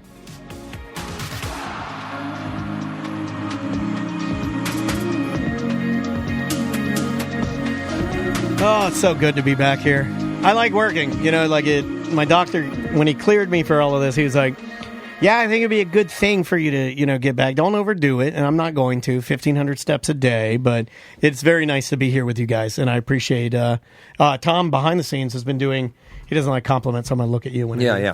Behind Look the at scenes, me. he's been doing so much to make sure that that I can rest, that I can go on my spring break, that he can go on his spring break, that our families can be, and he's been like organizing all of that behind the scenes. And I appreciate that. I love you so much. Thank you for doing that. Yeah, no problem. I really appreciate you, man. You are so uncomfortable. But it's okay. He's getting better. He's a changed man. I saw my opportunity, and I just laid a little love on him. Yeah, heavy surgeries will do that. They will change some perspectives. Was there ever a time when I thought I was going to die? No. Yeah. I mean, I never got that way. I know people think my anxiety... insanely rare. Also, I'd like to say this. It'll be the last thing I say about the surgery, really. I didn't have anxiety about the surgery. I know people think, well, but you can't get on planes. It's irrational. I can't get on planes. It's like Howie Mandel But said, I'm crazy. I could do surgery every day. Yeah. I'm not afraid of the surgery. Yeah, Planes, especially now. Yeah. Like, would we have one catch on fire? Yesterday I was reading. Planes are not Did you see having a that? good year. Yesterday, one caught on fire, and everybody in the plane had to stand on the wing. I thought that was pretty cool. You got to stand on the wing. Did you see that footage of the one guy who got off a plane crash and he was like, he's a real bruh about it. He was like, yo, what the fuck, dude? Oh, that was the guy at the surgery. The one that flipped over. Yeah, I was just on this fucking plane, bro.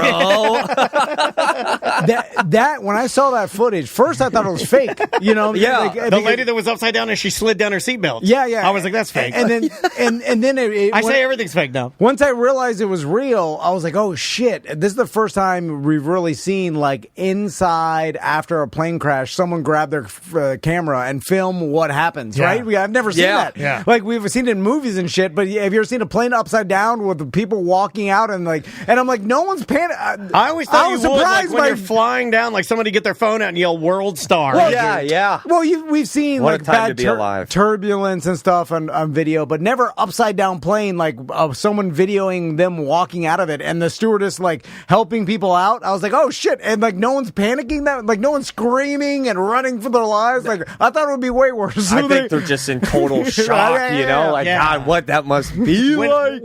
When I had mine, that was bad. Where we just dropped thousands of feet and everything was fine, and I had to put on the oxygen turbulence. mask. It was bad turbulence, but that was all I needed to kind of ruin flying for me, is wearing that little yellow mask. But yeah, it really, like, nobody said anything. We just kind of got off the plane. So you're done with planes? No, I still fly. Okay. I just hate it. I've got 2 flights this year, same month, and I'm not, for the first time, like, I'm legit scared, man. Like The baby. The baby.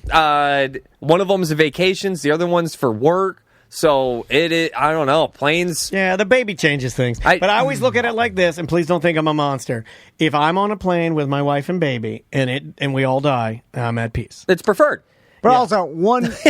I want everyone dead. It's just cleaner that way. The amount of plane flights a day, one plane could crash every day, and still the statistically likelihood of you crashing is so small. That's why I hate that I'm scared of it. That in any other scenario, I look at the numbers all the time. You'd bet your life on it. Like it was something like, hey, there's Russian roulette with a million bullets empty. Yeah. One of them's will you play that for $1,000? You'd be like, hell yeah. Are you afraid? Daniel, are you afraid of full self-driving your Tesla 90 miles an hour down a road? No, absolutely not. I let it do it every day.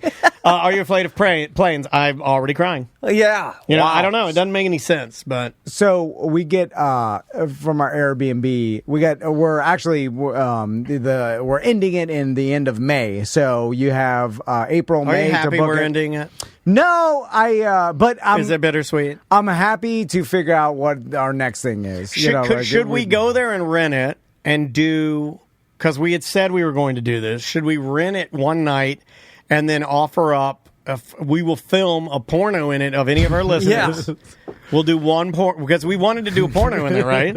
Let's film a porno in there before we get rid of it. I've always wanted to do a BDM porno. I mean, there's some listeners that will do it. That's going to be fun.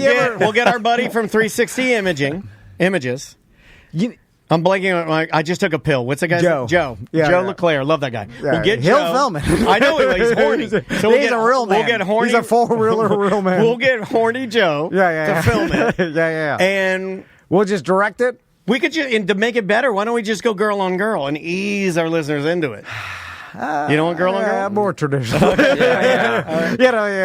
black bull. Yeah. I mean, Cockled. whatever. Yeah, as long as. Cockled? I am so intrigued by all of this little operation right now. Cockled. I keep thinking about what do you call it? Do we give it to the BDMs for free? The only way you can get it is sign up. all Comedia.com/registration. right, so that's it. Yeah, but then they'll just spread it around. There's you guys are in it, right? Like you got to be somewhere. You don't have to be doing stuff. We're just in the cutscenes like Snoop Dogg was in his porno. Remember the Snoop Dogg pornos? No, I haven't not seen.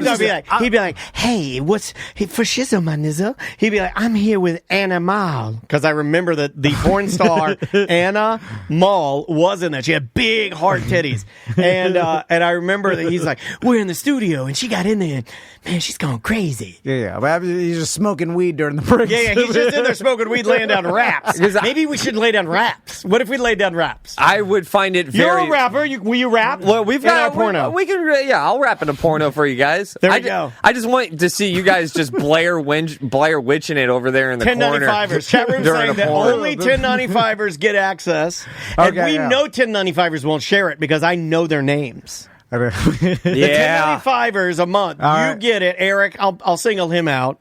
Eric would get the first copy, just like the Wu-Tang album was given to that Scarilli guy. Yeah, you can't share porn when your name is attached. It gets different. Do we do it like stuck under the bed? Like, I'm stuck kind of thing? How did you get in my mind? This guy, he's in my... do you like stuck in the couch or stuck in the bed? Is that a porn Put your hand on that couch. Put your hand in the crack of that couch. Yeah. No, in the further one. Put it all the way down. Now go, I'm stuck. And I'm your stepson, and I'm going to come in and I'm going to plow you. And you're going to love it. And you're not... And I'm going to get your hand unstuck because chivalry is not dead. Have you guys and you're not that mad forgot about it. How much have you guys talked about the whole like Pornhub thing where you like need to give a license or something? Tom gave up and he's just X videos now. Yeah. I just have switched. a VPN and I still go. The treat that I get is when I sit on the toilet and I hit VPN and it goes to Stockholm and then I get to see what's interesting in porn in Stockholm. Yeah. That's cool. And they have better stuff. They have better, newer stuff. I looked at it and I was like, we could make this a thing and fight against it. Tell our listeners. Yeah, you didn't want to weaponize for a minute. This guy was like boots on the ground. So tired. We gotta fucking stop this, man. These goddamn government's taking away our pussies. I think we'll just go to a different site. You were mad. There's Well, other ones. It's also it's going to be a weird group of individuals to go like boots on the ground. You're not going to get very far, I think. Yeah, I'm not going to let anyone take away my stepsister massage videos. Yeah, no one wants to admit how addicted to it they are. Yeah, exactly. Look at it. It's hard to so get- You're like, I'll just go to a different Like, one. I'm sick. I'm actually so addicted to it that I have to lean over the side of the bed while I'm fucking my wife and watch a little porno just to get it. You know what I mean? Just to get it going. Yeah, I have not done that. Yeah, that's called priming the pump. That's multitasking. It's called pushing the weed eater bulb. It's the weed eater bulb. You go, It's like, I flooded it. I fucking flooded You it. need some gas in the carburetor. Yeah, exactly. Get everything going. All right. Anyway, back to doing some good. So we had an Airbnb guest that messaged my wife and said like, Where's hey, my coffee, you piece of shit? they are like, did you anybody find a wallet in the house? And the cleaning lady, she said nope, I couldn't find a wallet, whatever. And so we were like, oh, no wallet here. And then the next guest that stayed there found the wallet in a bathroom, which is weird too. Like, where Couldn't was find it? any wallet. It was in the toilet. Where It was in the was it? tank. It was in the It tank. was wild. I found it in my purse. And then left a note on the table with the wallet and said, "Hey, I was going to steal this until you notified me that there was a wallet missing.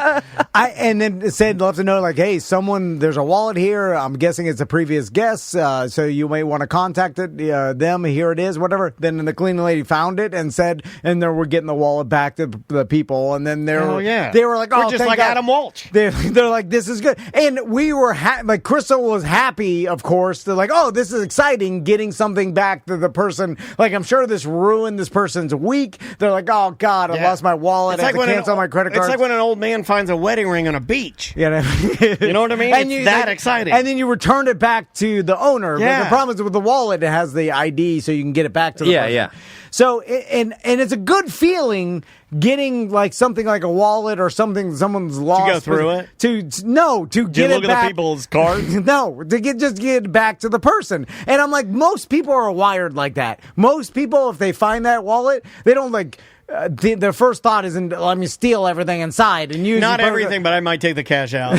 No, Are we doing an no, you honesty wouldn't. show? Or? You wouldn't. I might. How much 90 cash? How much cash is it? Yeah. If it's like $3, I might take the $3 say like out. $48. You're Ooh, leaving that's it in close there. to 50. You definitely counted too. Yeah, $50. 48 sounds like you had the thought. 48 in Sanford. That's some food. And then I made me think, and I forgot about this, but when we were doing that anniversary hike with Crystal at Hontoon Island or whatever, Max found a person's credit card on the trail, right? It was just laying on the God. grass on the trail. I So- was ordering Pornhub as he was walking through the woods. And so Max found it. He's like, oh, I found this credit card. I'm like, oh, we'll bring it back to the office, And then we're Or was it one of those Trump white privilege cards I've seen floating around that everybody thinks are funny? and then we got, and on the trail, like close, like these people all got all the way back to the front and then realized they lost their credit card and started walking back. We ran into them on the trail and they asked us like, did you find a credit card? And then Max was like, oh yeah, I found it. And they're like, oh, thank you so much. And like,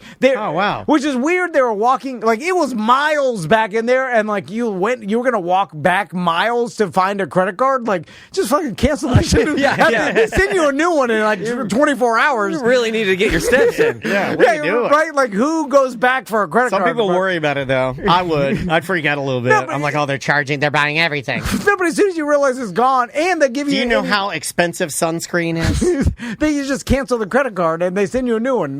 It's weird that you went back and looked for it, but they were. Max was a hero. How good did he feel? And he felt great, and that's the feeling that most humans get. 100%. The only reason why that doesn't it isn't more on the forefront is because the bad news is that it's like boring. It's like expected. Yeah. And no one, it gets caught up in the loss, but couldn't agree more. There's way more good than bad, but it's really fun to focus on the bad. So then what is that, though? Okay. Why do we do that? I have a theory. What do we, our That's so initial weird. thought is like, oh, I'll never get it back. Someone's stealing my credit cards. Instead of like, your initial thought is someone will find it and give it back. That is the more likely thing. So who's the culprit on the negativity? It's ourselves. So I just Social media. There's a theory that I remember hearing. I literally said this on the last episode of Good Sauce with my wife of saying I once was told that if it bleeds, it leads, right? Media companies know this, news stories, news agencies know this, is that if you have a story about something, bad, be on the lookout, it's going to do a lot better than the story about 4 brand new pandas were just born. Yeah. Or fucking hate pandas. Yeah, good news versus bad news. Yeah. But the reason why I remember being told this, and to be honest with you, I don't know how true it is, but it makes so much sense to me that I just simply now believe it. It's our tribal, caveman around the fire of that we actually do tend to focus and pay attention to the bad to protect ourselves more so. Like a bad news story does more for us to better ourselves than a good news story. Because now we go like, oh, I'm not touching that. Danger, yeah. Danger. It's our brains are wired. Like, that's why we see faces and clouds and shit. We've evolved to put together a face. Yes. If we run away, that could be something that could kill us. And so just automatically seeing faces will keep us alive. So if the bushes are rustling, Don't run. come knocking. Yes. 90% of the time it's nothing. What was that thing? But the people that ran lived and then spread that DNA. If the house is a rocket, don't come knocking. Yeah. That's what it was. You're right, though. My friend is a rockin' red hair. She was so hot, that mom. Yeah. But that's where our own brains. I remember hearing that and then going, huh, and then looking around for a while, going like, yeah, that kind of seems to be. Unfortunately, now that information and that theory is out there, I'm pretty sure that the powerful entities, on the planet also know that, and they are taking advantage of that. There's this weird balance of, is this too far for, is this ethically right just to get a click? Yeah, then that argument starts to be happening because that is taking advantage of the primal be on the lookout for danger that I think human beings innately have from the get-go. Yeah, no, 100%. Sometimes without a full-grown hip either. Well, the chat Ross. room saying ethics in media, and it's like, yeah, that used to be something they taught. And it was the a big reason thing. Andrea got out of working at WESH and writing news stories online was because of some of the way that they would flip the idea. And what I mean by that is it's like, you can only write so many stories about Casey Anthony and Kaylee Anthony's horrible death. So they would almost task her with figuring out new ways of telling that same story. Because we need which to is kind of click. what you're talking about, right? Yeah, It's like we already know It's a business. And that's when and it's gross. That's It's when it gross. gets malicious. Yeah. There should be a story reporting about the Casey Anthony, event. But there is such a thing, going back to the nature of the word two with 2 O's, there is such a thing as too much, in my opinion. And I think a lot of people maybe aren't aware of maybe that's what's happening, and then they kind of get sucked up into the vacuum of a rage machine. But we're always in pursuit of that balance of not too much. You don't want to be too dumb, but I've also met some people that are a little too smart, where there's an argument for everything, and then next thing they know, that life just blew right past. But they were following rules, and you didn't get to experience as much as you could. Yeah. Can we train our brains to not be so worried about that? No matter what I tell Crystal, she's always going to be worried about Supposedly something you that's can. unlikely.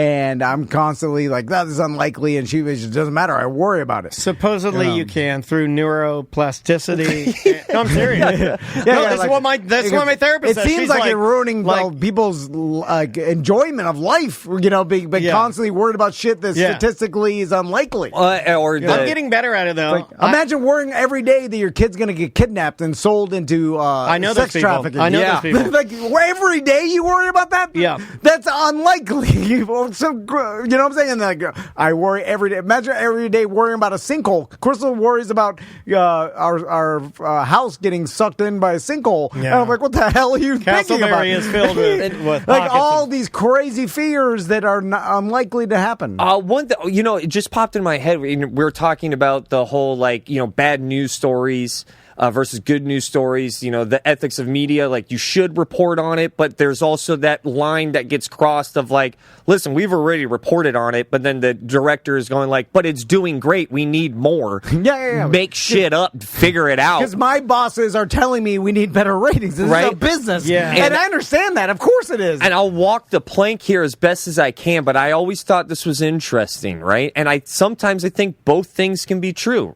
I'm going to bring up somebody that you guys are very connected to now for the rest of your program, which is Bob Saget. Oh, yeah, we killed him. Sorry, Saget. Yeah. I didn't know he was going to fall and hit his head. But one thing that I remember from that week, and if I remember correctly, one of the last interviews, if not the last interview. Well, we were not the last interview, but somehow down the line, it got reported that we were the last interview. Well, Saget tweeted it out. So then the media just looked at what was his last tweet and was like, oh, this is my last interview. Correct. So he just didn't tweet out his actual last interview. So we actually stole the coverage from someone that it would have really mattered to them, and it made that person mad. And that's great to me. It's fantastic. It was funny. It makes me very happy. But also, it showed us how the media works. That's exactly I was going with that 100%, because man, no one, all of a sudden it came pretty apparent that, because it happened here in Orlando, I know you guys and seen what it spun off into, and I just hit me like, dude, I don't think anybody even knows this guy.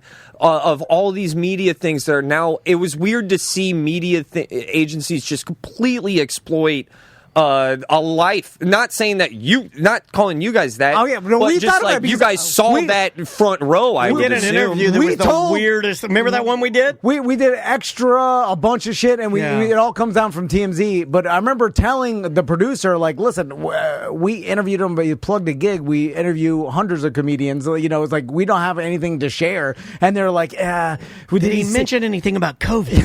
Was he coughing? Was he really? And then we're like, no, he did mention having COVID before, and they're like, oh yeah, just say that, whatever. It doesn't even matter if you know anything. Just we'll did talk he look about like he was fall prone? But this is then they were speculating that it was like that it was COVID or whatever at that time, and Did you? We got this one. This was a weird one we got. Had he been vaccinated? We got some of those. What are we gonna add? We're fucking. It's like what are you gonna? What information are you gonna get from us? And it doesn't even matter. There's like we have this time to fill, and this is the story, and we gotta interview someone, and you're it. And then me and Daniel did for a second. We're like, this is cheesy. But then we started asking around to friends that are in entertainment, and they're like, look. This is how it works. Everyone knows who you are and how you approach things. It's not a bad thing to necessarily take the meeting or take the publicity. Just be respectful, and we did. We were. Yeah, we were. We didn't let him do anything weird. We didn't let him insinuate that he'd been vaccinated and he died of COVID. We're like, no, like he didn't say. We told the truth. But now that I look back, we should have lied. Because that's what gets you popular. Yeah. Like we didn't do anything, and guess what? It did nothing. Like if it would have been more memorable had we said, he went on and on about this vaccination, and he was talking about how he felt weird and he felt felt weak. Yeah. He said he found a scroll. We started spreading misinformation because that would have. He texted me one code, but he said there were 3 others to open the vault. And I had to pick this right grail. I think I chose the wrong cup. We could have gone crazy, but we didn't. But you know the weird fucked up thing is, like, if you did do something super disrespectful, it would have actually done better for us, which is fucked up. It is. Yeah, because and look at where we're at now. And that's what I just wish that also listeners knew, because like getting involved with the station and all of that, I had my interpretation of what it was going to be like, and then coming out onto the other side, like it almost feels like this is gonna do I feel like this to be true? Yeah, sure, fuck, I'll shoot it out.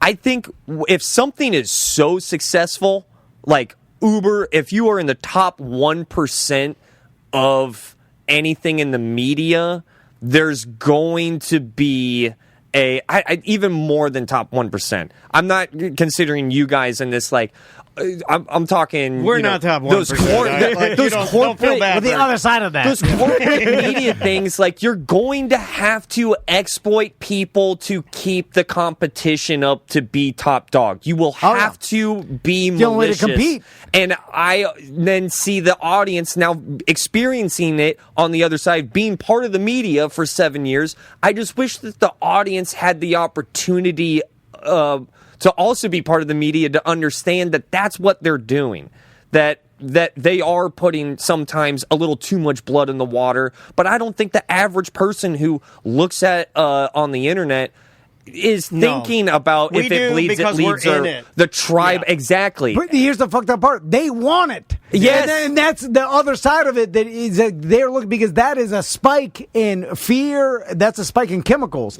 So it's like you're searching for it. You keep reading. So it's not even really the media's fault, because if I was, media, I'd be like, they want it. They want the fear. You're chasing the chemicals. You're addicted to the dump. I think both parties are. They wanted the anger in politics. People that get so fired up, and you're like, why are you getting so mad? What are you doing? And it's like, they want it. It's a chemical dump. It's your brain. It searches for it. You want anger. It's the same thing you chase. Happiness. When you scream, when you destroy something, when you masturbate, when you pour a beer. You want to look at a story. You're chasing that chemical, that dump, man. Like you smash a TV with a sledgehammer. It's the same as coming in your pants. I'm just laughing so hard from destroy to masturbate. Yeah, that is my autobiography.